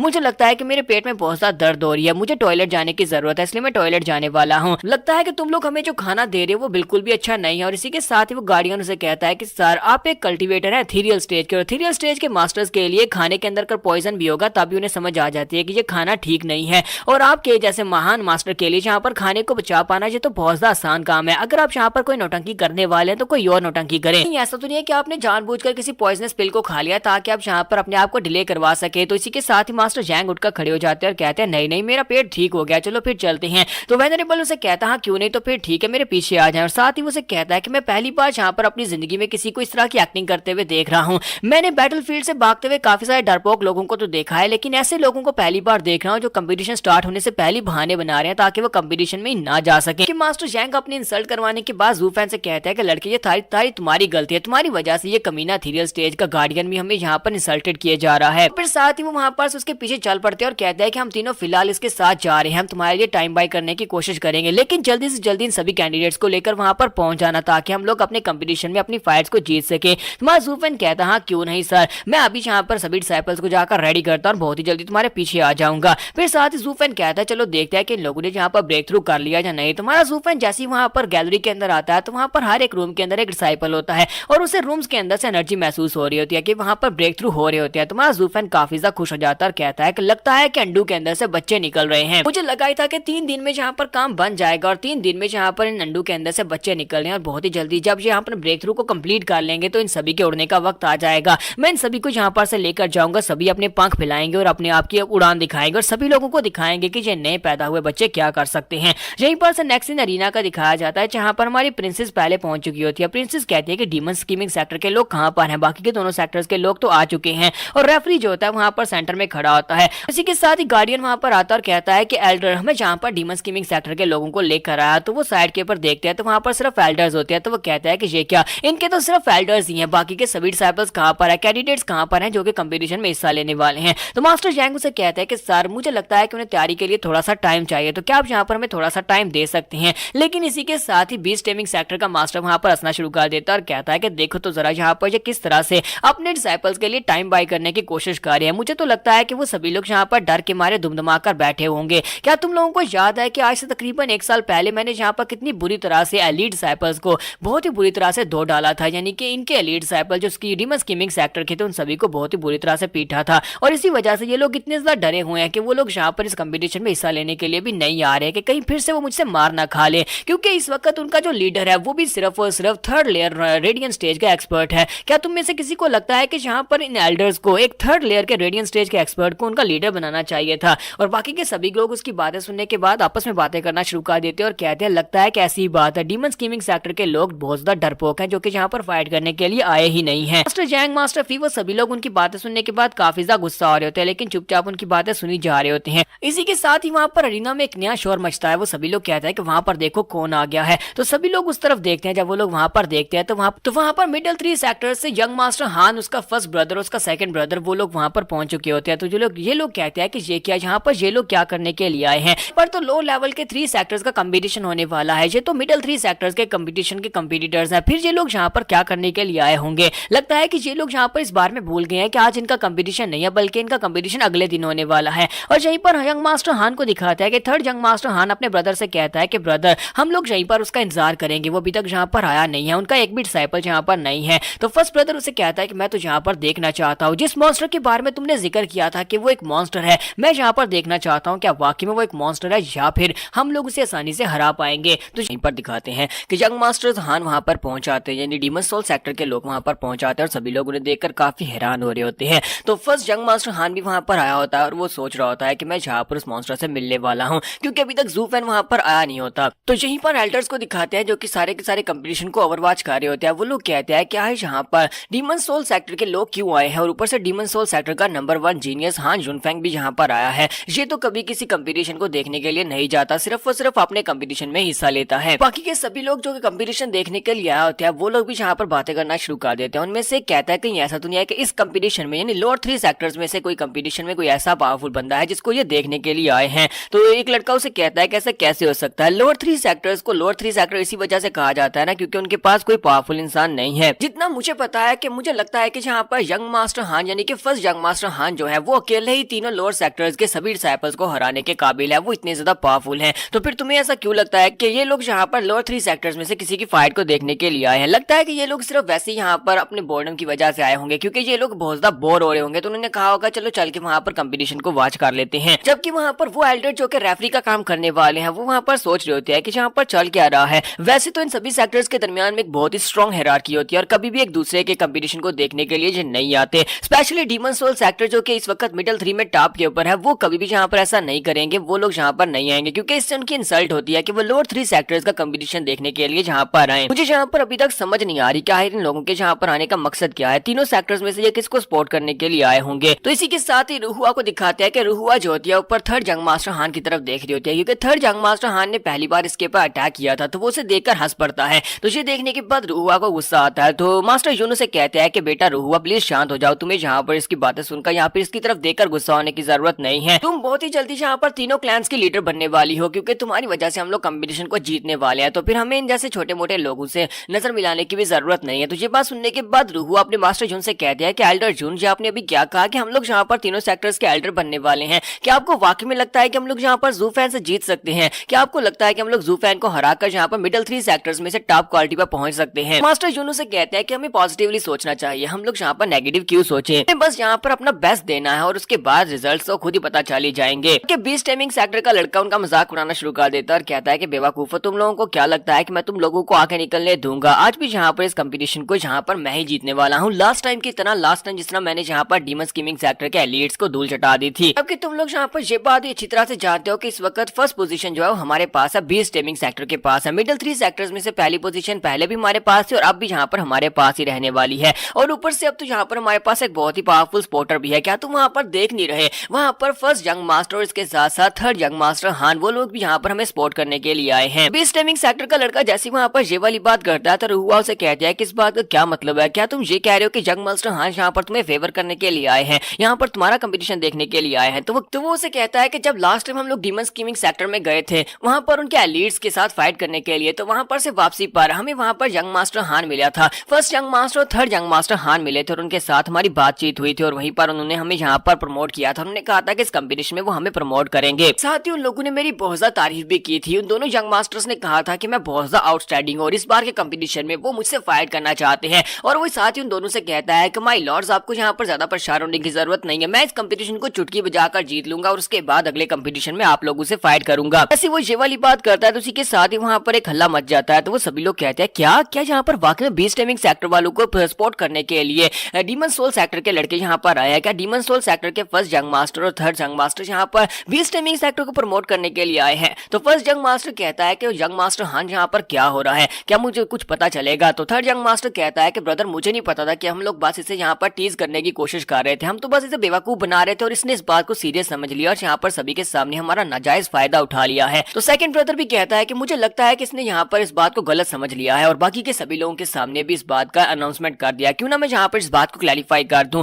तो फर्स्ट ब्रदर उसे कहता है कि नहीं नहीं, तुम्हें यहाँ पर इसको क्लैरिफाई करने की जरूरत नहीं है। क्या तुम्हें पता है कि जब किसी को किसी के ऊपर बहुत ज्यादा बिलीफ होता है तो उसके बाद जब उसका बिलीफ टूटता है तो उसे सबसे ज्यादा दर्द होता है और यहाँ पर इससे भी सबसे ज्यादा दर्द होगा। इसी के साथ ही वहाँ पर फिर से एक शोर मचता है। तो वो सभी लोग कहते हैं कि वहाँ पर देखो कौन आया है। तो हीलियन फ्लेम सेक्टर के सभी डिसाइपल्स और एल्डर्स वहाँ पर पहुंच जाते हैं और सबसे आगे आगे वहाँ पर यानमो होता है। तो सबसे पहले सबसे ज्यादा हैरानी तो यहाँ पर थर्ड यंग मास्टर हान को होती है। तो वो कहता है कि ये क्या, ये हीलियन फ्लेम सेक्टर के लोग यहाँ पर क्या कर रहे हैं, इनकी तो पूरी टीम यहाँ पर आई और ऊपर से इनका मॉन्स्टर यानमो भी इनके साथ ही है। अब इस बंदे की अपीयरेंस यहाँ पर कोई एक्सीडेंट तो नहीं हो सकती, ये लोग यहाँ पर बोर होकर तो नहीं आए होंगे। फर्स्ट यंग मास्टर हान भी काफी ज्यादा हैरान होता है और कहता है कहीं ऐसा तो नहीं है कि ये लोग भी उसी टारगेट के लिए आए हैं जिस टारगेट के लिए हम यहाँ पर आए हैं, हम लोग भी तो यहाँ पर फाइट वॉच करने के लिए आए हैं। अगर जो उसी के लिए आए तो उसका मतलब यह है कि ये फाइट बहुत ज्यादा खतरनाक होने वाली है। तो थर्ड यंग मास्टर से कहता है लेकिन ब्रदर्स यहाँ पर ये फाइट इतनी सीरियस क्यों हो जाएगी? तो फर्स्ट ब्रदर उसे कहता है कि अगर यहाँ पर हीलियन फ्लेम सेक्टर का यानमो खुद यहाँ पर इस फाइट को वॉच करने के लिए और अगर ये जू फैन के लिए आया तो इसका मतलब यह है कि ये उसे सीरियसली ले रहे हैं, इसका मतलब यह है कि जू फैन वाकई में एक बहुत बड़ा खतरा है। तो हीलियन फ्लेम सेक्टर के लोग जो होते हैं ऊपर जाकर अपनी स्टेज पर खड़े हो जाते हैं, जबकि रुहुआ उसे देखती बहुत ज्यादा गुस्सा हो जाती है। मास्टर जून उसे कहते हैं बेटा रुहुआ, हम लोग इस वक्त डबल ड्रैगन गैदरिंग मैनर में है और तुम्हें यहाँ पर गुस्सा होने की जरूरत नहीं है, ना ही जहाँ पर कोई ट्रबल काज करना।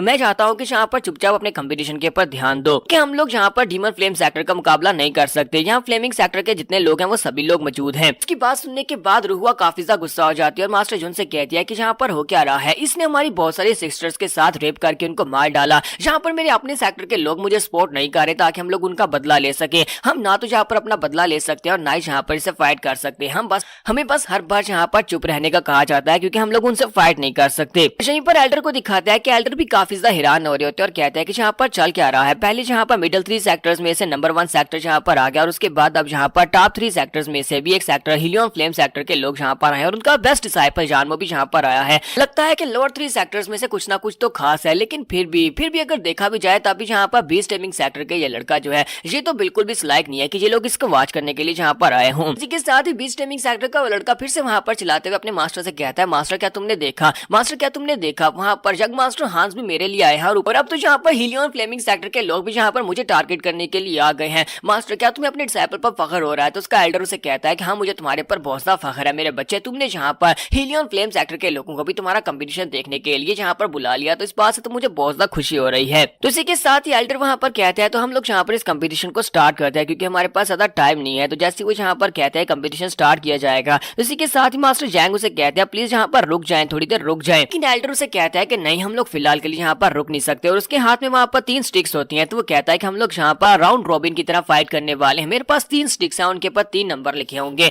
3 नंबर में से तीनों एल्डर्स यानी कि तीनों सेक्टर्स के एल्डर एक एक नंबर को उठाएंगे और जिस नंबर के हिसाब से उनके नंबर आएंगे उन्हें यहाँ पर फाइट करनी होगी। पहला जो कंपटीटर होगा वो दूसरे वाले कंपटीटर से फाइट करेगा। ये तीनों सेक्टर्स में से किसी भी एक सेक्टर से हो सकता है, और जब यहाँ पर दोनों फाइट कर चुके हैं उनमें से जो विनर होगा वो तीसरे वाले से फाइट करेगा, और जो तीसरे वाली फाइट में से जीतेगा वो पहले वाले से फाइट करेगा। इस तरह ये कंपटीशन एंड तक पहुंचता जाएगा, और जितनी ज्यादा कंपटीशन में आप फाइट्स जीतेंगे उतनी ज्यादा आपको यहाँ पर मेरिट्स मिलेंगे। जबकि मास्टर जैंग अभी भी वहां पर सोच रहे होते हैं कि वो लड़का ज़ूफेन अभी तक आया क्यों नहीं, ना ही वो हमारे कंपटीटर्स को यहाँ पर लेकर आया, हमारे पास कोई भी डिसाइपल नहीं है यहाँ पर फाइट में उतरने के लिए। तो वो उन लोगों से कहते हैं कि एल्डर प्लीज क्या हमें थोड़ा सा टाइम मिल सकता है, अभी हमारे डिसाइपल्स तैयार नहीं हुए और अभी तक यहाँ पर आए भी नहीं है। तो एल्डर उसे कहता है कि नहीं तुम्हें यहाँ पर टाइम नहीं मिलेगा, बाकी के सभी लोग यहाँ पर कंपटीशन देखने के लिए आए हैं और इस वक्त तो हमारे पास कुछ स्पेशल गेस्ट भी है, तो हम लोग यहाँ पर और ज्यादा इंतजार नहीं कर सकते, चलो जल्दी से आओ यहाँ पर आकर अपनी लॉट निकालो, हो सकता है कि तुम्हें यहाँ पर तीसरा नंबर मिल जाए जिससे तुम्हें थोड़ा सा टाइम मिल जाए, अगर तुम्हें यहाँ पर फाइट नहीं करनी तो फिर यहाँ पर से वापस जा सकते हो। तो इसी के साथ ही मास्टर जैंग कहते हैं मुझे लगता है फिर हमारी किस्मत के ऊपर ही डिपेंड करता है,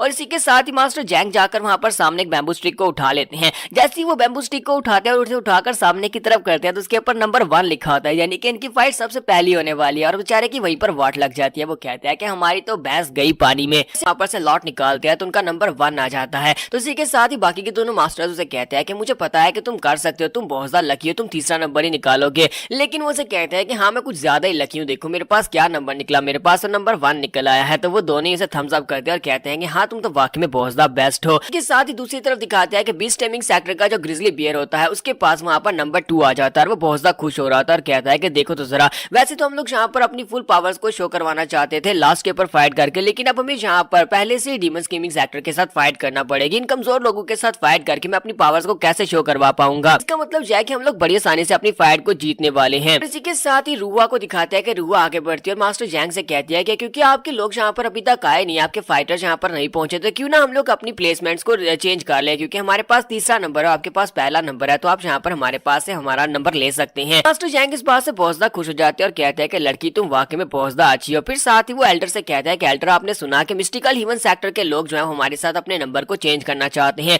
जबकि दूसरी तरफ मास्टर जुन जो बात सुनते ही चिल्लाकर कहते हैं नहीं ऐसा कुछ भी नहीं है, ये बस बकवास कर रहा है, आप यहाँ पर एक डिसाइपल की बात मानकर यहाँ पर हमारे नंबर्स को चेंज मत करें, हम लोग यहाँ पर किसी के साथ नंबर को चेंज नहीं करेंगे। और साथ ही वो रुआ को भी डांट देते हैं और कहते हैं कहीं तुम्हारा दिमाग तो नहीं खराब हो गया, तुम यहाँ पर अपने दुश्मन के साथ अपने नंबर को कैसे चेंज कर सकती हो। और रुआ बेचारी वहीं पर शांत हो जाती है। दूसरी तरफ सिस्टर को दिखाते हैं कि सिस्टर चूचू से कहते हैं कि सीनियर सिस्टर मुझे लगता है कि तुम्हें यहाँ पर अपने दुश्मन की मदद नहीं करनी चाहिए, अब क्योंकि इस कंपटीशन में वो हमारे दुश्मन है तो फिर हम उनका साथ कैसे दे सकते हैं, उनके लिए कुछ भी नहीं करेंगे। और वैसे भी क्या तुम्हें लगता है कि जहाँ पर ये छोटी मोटी प्रॉब्लम्स हैं उस बंदे के लिए कोई प्रॉब्लम काज कर सकती हैं? मुझे लगता है कि वो टाइम के पर पहुंच जाएगा और यहाँ पर इस कंपटीशन को जीत भी लेगा। जबकि रुआ भी यहाँ पर सोच रही होती है कि सिस्टर चूचू को क्या हो गया है, ये अचानक से उसके खिलाफ बात क्यों कर रही है, इसको तो यहाँ पर उसका साथ देना चाहिए क्योंकि दोनों प्यार में है, या फिर हो सकता है कि ब्रेकअप की वजह से ये उसके खिलाफ है। इसी के साथ ही मास्टर जैंग चलाकर मास्टर जुन से कहता है कि तुम सभी डैम कल्टीवेटर्स, तुम अपने आप को राइटियस कल्टीवेटर कहते हो, लेकिन तुम लोग बहुत ज्यादा कमीने और घटिया हो, हमने तुम्हारी मदद की और ऊपर से अब जहाँ पर तुम हमारे साथ नंबर भी चेंज नहीं कर सकते। जबकि मास्टर जुन उसे कहता है कि जैंग अपनी बकवास बंद करो, तुम लोग डीमन स्कीमिंग सेक्टर से और हमारे राइटियस सेक्टर के लोगों का तुम्हारे साथ कोई ताल्लुक वास्ता नहीं है, और वैसे भी अगर तुम्हें लगता है कि तुमने हमारे पर कोई एहसान किया है तो हमने उस एहसान का बदला चुका दिया था तुम लोगों की खिदमत करके। और वैसे भी ज़ूफेन ने पहले वहां पर कह दिया था कि रास्ता ओपन है, कोई भी हमारे पीछे पीछे चल सकता है, और हम तो बस तुम्हारे पीछे पीछे चल कर आ रहे थे, यहाँ पर हम लोगों का तुम्हारे साथ कोई भी ताल्लुक नहीं है। जबकि ऊपर खड़े जानवों को दिखाता है कि जानवो कहता है देखो तो जरा ह्यूमनली मिस्टिकल सेक्टर के कमीने लोग हैं, ये अपने आप को राइटियस कहते हैं, लेकिन यहाँ पर सबसे बड़े कमीने यही हैं, ये बहुत ज्यादा अनग्रेटफुल है, इनकी मदद की गई थी लेकिन इसके बावजूद अब यहाँ पर उनकी मदद नहीं कर रहे, तो मुझे भी यहाँ पर डीमन स्कीमिंग सेक्टर के लिए सॉरी महसूस हो रहा है। और साथ ही वो सोच रहा होता है कि ये एक बहुत ही बड़ी शेम की बात है कि ज़ूफेन अभी तक यहाँ पर अपने लोगों को लेकर नहीं आया और मैं उसकी फाइट नहीं देख पाऊंगा, जो मैच शुरू होने से पहले डिस्क्वालीफाई हो जाएंगे। सभी लोग वहां पर खामोश खड़े होते हैं क्योंकि वो देख रहे होते हैं कि अभी तक उनके फाइटर आए नहीं, तो एल्डर कहते हैं कि अब जबकि जहाँ पर तुम्हारे डीमन स्कीमिंग सेक्टर के फाइटर्स पहुंचे नहीं है, तो इसका मतलब यह है कि मुझे यहाँ पर इस राउंड को डिस्क्वालीफाई करना पड़ेगा। क्या तुम्हें इस बात से कोई ऑब्जेक्ट तो नहीं है? तो मास्टर जैंग इसी के साथ ही वहीं पर खामोश हो जाते हैं। तो एल्डर कहते हैं तो फिर ठीक है, अब जहाँ पर मैं इस बात को अनाउंस करता हूँ। जैसे वो जहाँ पर इस बात को अनाउंस करने लगते हैं, इसी के साथ डीमन स्कीमिंग सेक्टर के लोग वहाँ पर पहुंच जाते हैं। सभी फाइटर्स वहाँ पर अरीना में पहुंच जाते हैं। सबसे आगे ज़ूफेन होता है, उसके पीछे उसके सारे के सारे डिसाइपल्स होते हैं।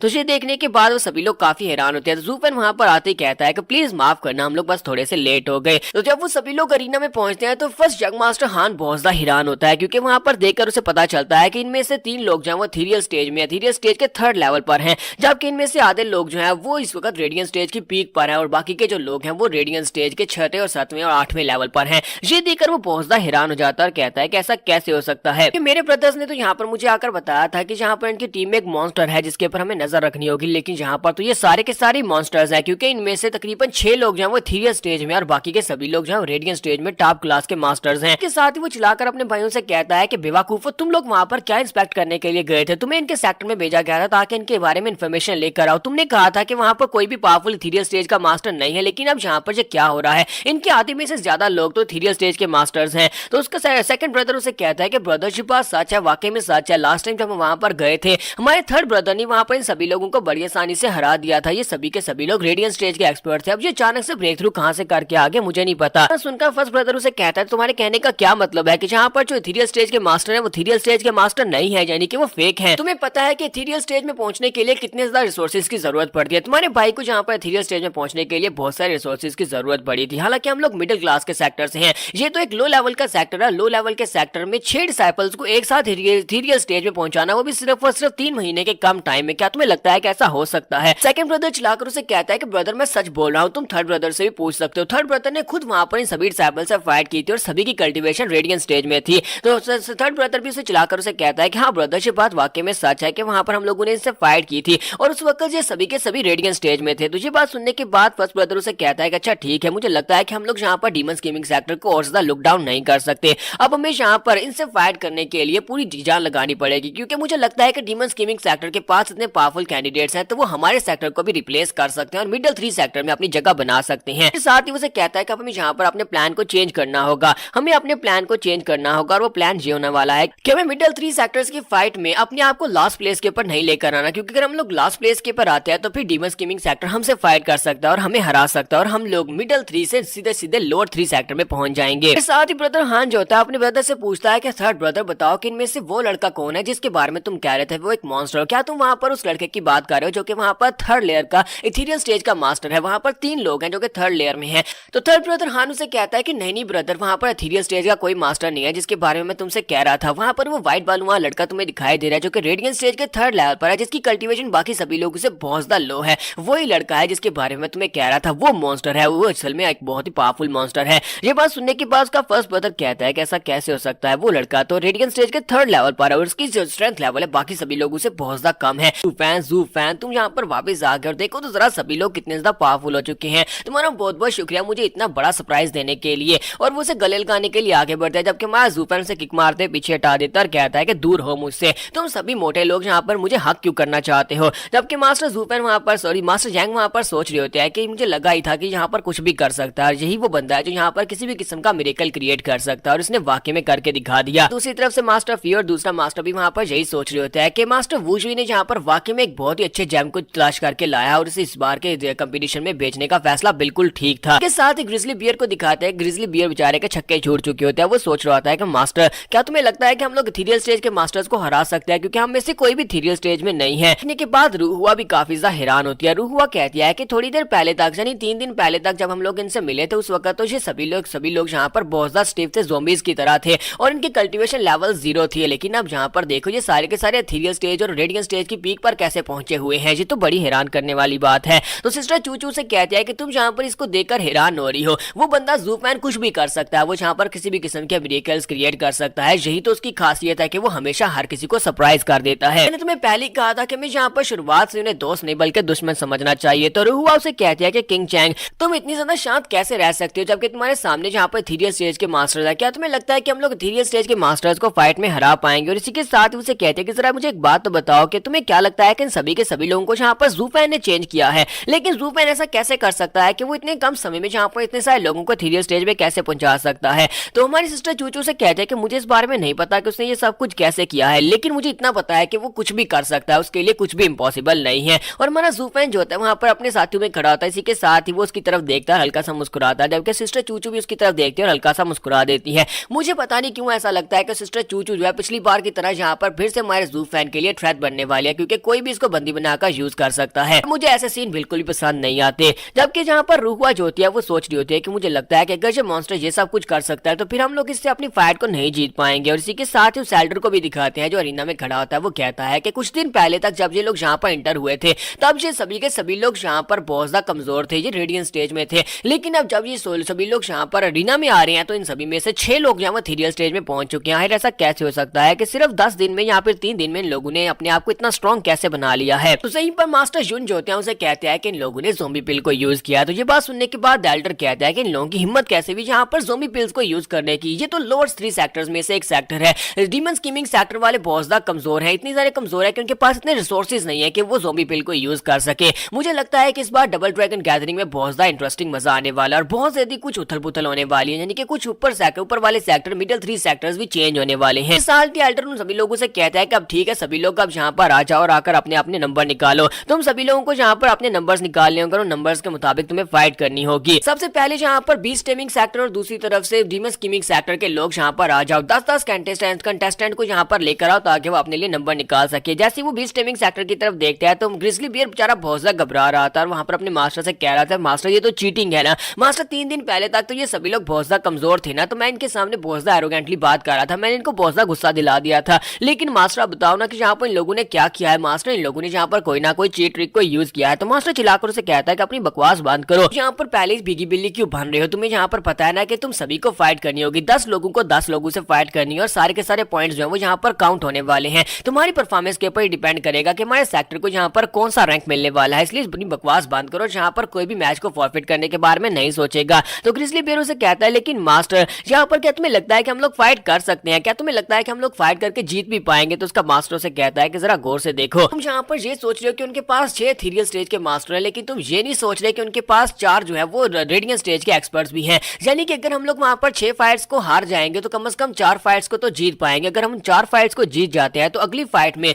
हम लोग मिस्टिकल हीवनली सेक्टर को हराकर उन पॉइंट्स को कवर अप कर सकते हैं। क्या तुम इस बारे में नहीं सोच रहे। तो ग्रिजली बियर कहता है हाँ मास्टर तुमने बिल्कुल ठीक कहा, वहां पर काफी सारे लोग रेडियंट स्टेज में ही हैं, यानी कि 4 लोग रेडियंट स्टेज में, उन 4 लोगों को अगर हम लोग हरा देते हैं तो वो 4 पॉइंट्स वहां से ले लेंगे और बाकी के पॉइंट्स हम लोग हीवनली मिस्टिकल सेक्टर को हरा कर ले सकते हैं। एक्चुअली वहां पर वो जो लड़का जो 3rd लेयर में है वो रेडियंट स्टेज के तीसरे लेवल पर सबसे ज्यादा कमजोर है, अगर उसका मुकाबला मेरे साथ हो जाता है तो फिर मैं बड़ी आसानी से फाइट को जीत जाऊंगा। तो उसका मास्टर उसके सर में थप्पड़ मारता और कहता है बेवकूफ कहीं कि तुम हमारे एलीट डिसाइपल हो, बाकी सभी जूनियर ब्रदर से सबसे ज्यादा स्ट्रॉन्ग तुम ही, और तुम यहाँ पर सबसे कमजोर ओपोनेंट से फाइट करना चाहते हो, तुम्हें किसी और ओपोनेंट से फाइट करनी होगी। तुम रेडियंट स्टेज के 6 लेवल के ओपोनेंट से फाइट करो जो कि सबसे ज्यादा पावरफुल है रेडियंट स्टेज में, और दूसरी तरफ से किसी और जूनियर ब्रदर को उससे फाइट करने दो। एल्डर वहां अपने डिसाइपल से कह रहे होता है कि तुम्हें यहाँ पर कम से कम अपनी 4 फाइट्स को लाजमी जीतना है, वहां पर जो रेडियंट स्टेज के 4 एक्सपर्ट्स हैं उन सभी को हराना होगा। जबकि हमारा जूफैन सोच रहा था लगता है मेरी पीठ पीछे कोई मेरी बुराइयां कर रहा है। इसी के साथ एल्डर उनसे कहते हैं कि तो जल्दी से यहाँ पर आ जाएं और अपने लिए आकर एक एक नंबर चूज करें। यहाँ पर दोनों साइड के ऊपर नंबर्स पड़े हुए हैं, यहाँ पर 10 तक गिनती लिखी हुई है इन स्टिक्स के ऊपर। तुम में से जो भी स्टिक निकालेगा दूसरी तरफ से जिसकी जो नंबर सेम होगा वो आपस में फाइट करने वाले हैं। तो इसी के साथ ही वो लोग वहां पर जाकर नंबर निकालना स्टार्ट करते हैं। तुम्हारा जूफैन स्टिक निकालता है तो उसके ऊपर नंबर 10 लिखा होता है। तो ये देखकर जानवो कहता है कि नंबर 10 वाला बंदा तो बहुत ज्यादा अनलकी है जिसका सामना इस मॉन्स्टर के साथ होने वाला है। तो उसके साथ उसकी सिस्टर यूमी खड़ी होती है। तो सिस्टर यूमी उसे कहती है कि सीनियर ब्रदर जानवो तुम तो यहाँ पर हमारे एलीट ब्रदर्स की फाइट देखने के लिए भी नहीं आया करते, यहाँ तक कि तुम मिडिल 3 सेक्टर्स की फाइट देखने के लिए भी नहीं आते क्योंकि वो बहुत ज्यादा बोरिंग होती हैं, और आज तुम यहाँ पर लोअर 3 सेक्टर्स की फाइट देखने के लिए आ गए हो, क्या यहाँ पर कोई बहुत ज्यादा इंटरेस्टिंग है। तो इसी के साथ ही उसे कहता है कि यूमी तुम यहाँ पर क्या कर रही हो, मुझे तो लगा कि तुम एल्डर्स के साथ वापस चली गई हो। मैं यहाँ पर लोअर 3 सेक्टर्स की फाइट देखने के लिए आया क्योंकि यहाँ पर कोई ऐसा है जिसको मैं यहाँ पर ऑब्जर्व करना चाहता हूँ, मैं किसी को यहाँ पर देखने के लिए आया हूँ कि वो किस तरह से फाइट करने वाला है। और साथ ही वो अंदर से बहुत ज्यादा गुस्सा आ रहा है और कहता है कि मैं यहाँ पर उस बंदे को नहीं छोड़ूंगा। और इसी के साथ ही दिखाता है कि यूमी उसके एक्सप्रेशंस को देखकर महसूस कर पा रही होती है। यूमी कहती है कि लगता है कि जहाँ पर मिडिल 3 सेक्टर्स की बजाय लोअर 3 सेक्टर्स में भी कोई इतना पावरफुल है जिसको यहाँ पर ब्रदर जानवो सीरियसली ले रहा है। बाकी में यहाँ पर कोई ऐसा हो सकता है। जब वो वहां पर देखती है कि वो किसकी तरफ घूर कर देख रहा है तो वो कहती है कि वहां पर तो एक रेडियंट स्टेज के 3rd लेवल का बंदा है जिसको ये घूर घूर कर देख रहा है। तो यूमी कहती है कि सीनियर ब्रदर जानवो तुम वहां पर उस लड़के की तरफ क्यों देख रहे हो जिसके पास रेडियंट स्टेज की थर्ड लेयर है, यानी कि वो सबसे ज्यादा कमजोर है। तो ब्रदर जानमो से कहता है कि वो बंदा वो झूठा है, वो जहाँ पर रेडियंट स्टेज के थर्ड लेवल पर तो है, लेकिन वो सिर्फ और सिर्फ एक मखौटा है, लेकिन अंदर से वो बहुत ज्यादा पावरफुल एक मॉन्स्टर है। वो बिल्कुल ऐसे ही है जैसे कि एक भेड़ है, लेकिन जब टाइगर उसके ऊपर अटैक करने के लिए आता है तो वो टाइगर को भी खा जाता है। लास्ट टाइम तो मैं जहाँ पर, लेकिन वो यहीं पर खामोश हो जाता है। वो भी जहाँ पर उसे बताने वाला था कि लास्ट टाइम वो मरते मरते बचा। सिस्टर जोमी से कहती है कि ब्रदर लास्ट टाइम क्या हुआ। वो उसे कहती है बताओ ना ब्रदर लास्ट टाइम क्या हुआ। तो जानमो से कहता है नहीं नहीं कुछ भी नहीं, लास्ट टाइम कुछ भी नहीं हुआ, तुम इस बारे में मत पूछो तो अच्छा है। फिर साथ ही वो सोच रहा होता है कि मैं जहाँ पर इसे कैसे बताऊं कि लास्ट टाइम मैं एक रेडियंट स्टेज के थर्ड लेयर के बंदे से मरते मरते बचा हूँ। जबकि जोमी वहां पर सोच रही होती है कि अचानक से मेरा सीनियर ब्रदर जहाँ पर इतना ज्यादा गुस्सा क्यों हो रहा है। ये एक बहुत ही पावरफुल इंसान है जो जहाँ पर लोअर सेक्टर के किसी भी अपोनेंट को अपना अपोनेंट समझता ही नहीं है, लेकिन एक थर्ड रेडियंट स्टेज के एक्सपर्ट को देखकर ये इतना ज्यादा गुस्सा हो रहा है। तो आखिर इस लड़के का बैकग्राउंड क्या है और ये लड़का इतना ज्यादा गुस्सा कैसे दिला सकता है इसको, ये बहुत ज्यादा इंटरेस्टिंग है कि मेरा 10 नंबर है। और दूसरी तरफ से दिखाते हैं कि बीस्ट टेमिंग सेक्टर का ग्रिजली बियर भी वहां पर अपनी लॉट निकालता है और उसका भी 10 नंबर आ जाता है और वो इस बात से बहुत ज्यादा खुश हो जाता है और वहां पर खुशी के मारे चिल्लाना शुरू कर देता है और कहता है कि मेरा 10 नंबर आ गया, मेरा 10 नंबर आ गया, यानी कि मुझे वहां पर रेडियंट स्टेज के थर्ड लेवल के बंदे से फाइट करने को मिलेगा। तो वो अपनी मास्टर से कह रहा था कि मास्टर अब तुम्हें बिल्कुल परेशान होने की जरूरत नहीं है, कम से कम हम लोग तो अपनी फाइट को जीत ही जाएंगे। और दूसरी तरफ से थर्ड यंग मास्टर हान को दिखाता है कि वो कहता है कि जरा इस बेवकूफ ग्रिजली बियर की तरफ तो देखो। उसे लगता है कि वो यहाँ पर इस बारे में खुश हो सकता है कि उसको 10 नंबर मिला है, लेकिन वो बेवकूफ यहाँ पर मरने वाला है। जबकि फर्स्ट यंग मास्टर से कहता है कि मुझे लगता है कि ये फाइट इतनी बुरी नहीं होने वाली। बीस्ट टेमिंग सेक्टर में से ग्रिजली बियर सबसे ज्यादा पावरफुल है, तो अगर वो यहाँ पर इस लड़के से फाइट करता है तो हम सभी लोग इनकी फाइट को एनालाइज कर सकेंगे और देख पाएंगे कि तुमने जिस बंदे के बारे में कहा कि वो एक मॉन्स्टर है, वो मॉन्स्टर क्या कर सकता है। क्योंकि उसके दोनों भाई वहां पर बिल्कुल खामोश खड़े होते हैं, क्योंकि उन्हें तो पता होता है कि ग्रिजली बियर जैसा बंदा जो है ज़ूफैन के सामने एक मिनट भी नहीं टिक पाएगा। और यहीं पर दिखाता है कि सिस्टर जोमी कहती है कि मैं यहाँ पर देखकर काफी हैरान हो रही हूँ। हमें तो लगा था कि लोअर 3 सेक्टर्स जो है बहुत ज्यादा कमजोर है, लेकिन आज हमें पता चल रहा है कि लोअर 3 सेक्टर्स में से भी काफी सारे कैपेबल लोग हैं जो कि यहाँ पर काफी सारे एक्सपर्ट्स को लेकर आए हैं। मुझे लगता है कि इस बार यहाँ पर काफी सारी सिचुएशंस और काफी सारी पोजीशंस रिप्लेस होने वाली हैं। लगता है कि लोअर 3 सेक्टर्स में से डीमन स्कीमिंग सेक्टर जो है मिडिल 3 सेक्टर्स में आने वाला है। खैर हमें इस बात से क्या फर्क पड़ता है, हम लोग तो वैसे ही अपर 3 सेक्टर्स में हैं। फिर साथ ही जोमी से कहते हैं देखो तो जरा बीस्ट टेमिंग सेक्टर का जो सबसे पावरफुल ग्रिजली बियर है उसने यहाँ पर नंबर 10 चूज किया है, जो कि दूसरी तरफ से रेडियंट स्टेज का थर्ड लेवल का सबसे कमजोर लड़का है। लगता है कि उसकी फाइट बहुत ज्यादा आसान होने वाली है, वो काफी ज्यादा लकी है। जबकि जानमो से कहता है कि लकी मेरी ऐस, वो यहाँ पर लकी बिल्कुल भी नहीं है, बल्कि उस बेचारे को तो पता भी नहीं चलेगा कब वो यहाँ पर मरने वाला है। जोमी से कहते हैं कि सीनियर ब्रदर तुम यहाँ पर किस तरह की बात कर रहे हो, क्या तुम देख नहीं पा रहे हो उन दोनों की कल्टीवेशन में जहाँ पर पूरे 6 लेवल्स का डिफरेंस है। ग्रिजली बियर इस वक्त रेडियंट स्टेज के 9th लेवल पर है और वो लड़का इस वक्त रेडियंट स्टेज के 3rd लेवल पर है। तो जानमो से कहता है कि यहाँ पर लेवल्स का डिफरेंस कोई मायने नहीं रखता, वो इथीरियल स्टेज के बंदे को भी हरा सकता है, तुम्हें बहुत ही जल्दी यहाँ पर समझ आ जाएगी। तो जोमी वहाँ पर उसकी बातें सुनने के बाद सोच रही होती है कि यहाँ पर मुझे लगता है कि ये इसी बंदे को देखने के लिए आया है। पहले मुझे कंफर्म नहीं था, लेकिन मुझे लगता है कि ये इसी लड़के के लिए यहाँ पर आया है। तो इसी के साथ ही दिखाते हैं कि वहाँ पर जब सभी लोग अपनी अपनी लॉट को सिलेक्ट कर लेते हैं, उसके बाद मास्टर जैंग उन सभी डिसाइपल से कहता है कि सभी लोग यहाँ पर इकट्ठे हो जाओ, तुम सभी लोगों ने मुझे बहुत ज्यादा खुश कर दिया, तुम सभी की स्ट्रेंथ को देखकर मैं बहुत ज्यादा सरप्राइज हुआ हूँ और मैं बहुत ज्यादा खुश भी हूँ, तुम सभी लोग तो वाकई में काफी ज्यादा पावरफुल हो गए हो। तुम्हारा ज़ूफेन से कहता है कि बकवास बातें बंद करो, बताओ कि तुम यहाँ पर हमसे क्या कहना चाहते हो, क्योंकि मुझे लगता है कि तुम हमसे कुछ कहना चाहते हो। तो मास्टर जैंग से कहते हैं हाँ मैं तुमसे कुछ कहना चाहता हूँ, सभी लोग यहाँ पर आकर इकट्ठे हो जाओ। असल में बात यह है कि मैं तुमसे ये बात करना चाहता हूँ कि इस फाइटिंग में जब तुम सभी लोग अपने ओपोनेंट से फाइट करो तो बीस्ट टेमिंग सेक्टर के लोगों को जख्मी मत करना और ना ही अपने फाइटर को जान से मारना। तो ब्रदर कुईलैंग से कहता है कि मास्टर यांग जी आप क्या बात कर रहे हैं, हम लोग यहाँ पर उनसे बहुत ज्यादा नफरत करते हैं क्योंकि उन लोगों ने हमें गुस्सा दिलाया था। आपको याद नहीं है कि उनके ग्रिजली बियर ने किस तरह से हमारी इंसल्ट की थी, हम तो उन्हें जान से मार डालेंगे। लेकिन मास्टर जैंग उसे कहते हैं कि बेवकूफ, यहाँ पर मैं स्ट्रेटेजी की बात कर रहा हूँ, ये मेरी एक स्ट्रेटेजी है, तुम लोगों को इसी स्ट्रेटेजी से काम करना होगा। क्या तुम्हें समझ नहीं आ रही कि हम लोग यहाँ पर क्या करने वाले हैं? यहाँ पर राउंड रॉबिन में फाइट होने वाली है। अगर बीस्ट टेमिंग सेक्टर के लोग हमसे हार जाते हैं तो उसके बाद उनकी फाइट किससे होने वाली है? इसके बाद उनकी साइड मिस्टिकल ह्यूमन राइटियर सेक्टर के साथ होगी और अगर वो लोग पहले बुरी तरह से जख्मी होंगे तो फिर हम तो यहाँ पर मिस्टिकल ह्यूमन सेक्टर की मदद कर देंगे ना, वो तो हमारे दुश्मन है क्योंकि उन लोगों ने हमारी मदद लेने के बाद भी हमारे साथ बिल्कुल भी अच्छा नहीं किया। उन्होंने अपने नंबर चेंज करने के बजाय हमारे ऊपर बाकी से बातें सुनाना शुरू कर दी कि हम लोग यहाँ पर हमारे साथ उनका कोई ताल्लुक ही नहीं है क्योंकि हम लोग डीमंस हैं और वो लोग अच्छे लोग हैं। तुम लोग मेरी बात को समझ रहे हो? साथ ही वो ज़ूफैन से कहते हैं कि स्पेशली तुम लड़के, तुम्हारी वजह से हम लोग उस लड़की की वजह से इतना कुछ हमें झेलना पड़ा, हम लोग वहाँ पर फाइटिंग में रहे, उस जानमो कमीने से फाइट करनी पड़ी, लेकिन एंड के ऊपर हुआ क्या, उन सभी लोगों ने हमें थैंक यू भी नहीं बोला और ऊपर से हमारे साथ वो नंबर भी एक्सचेंज नहीं कर सकते, इतने कमीने और घटिया राइटियस लोग हैं वो। तो वो ज़ूफैन से कहते हैं कि तुम्हारा ओपोनेंट जो है वो दूसरी तरफ से सबसे पावरफुल पर्सन है और मैं नहीं चाहता कि तुम यहाँ पर उसे एक ही झटके में मार डालो, उसकी फाइट आगे जाकर हीवनली मिस्टिकल सेक्टर के लोगों से होने दो ताकि उन्हें भी यहाँ पर नुकसान पहुंचे। ज़ूफैन उसे कहता कहता है कि ठीक है मास्टर जैंग, मुझे समझ आ गई मुझे क्या करना है, और वैसे भी अगर मैं उसे जिंदा छोड़ भी देता हूँ तब भी मुझे लगता है कि उनकी साइड के ऊपर जो लड़कियां हैं वो इतनी पावरफुल हैं कि वो इस बंदे को आसानी से संभाल सकती हैं। इसी के साथ ही एल्डर उन लोगों से कहता है कि जहाँ पर जो बैरियर है वो क्रिएट हो रहा है, तो तुम सभी लोग जो है एक एक करके अपने नंबर्स के हिसाब से अरीना में आते जाओ। उसी के साथ ही वहाँ पर बैरियर क्रिएट होना शुरू हो जाता है, कंप्लीटली उस एरिया को सराउंड कर लेता है, यानी कि कंपटीशन एरिना के इर्द गिर्द एक बैरियर बन जाता है ताकि कोई भी फाइट के दौरान जाकर उन्हें डिस्टर्ब ना कर सके।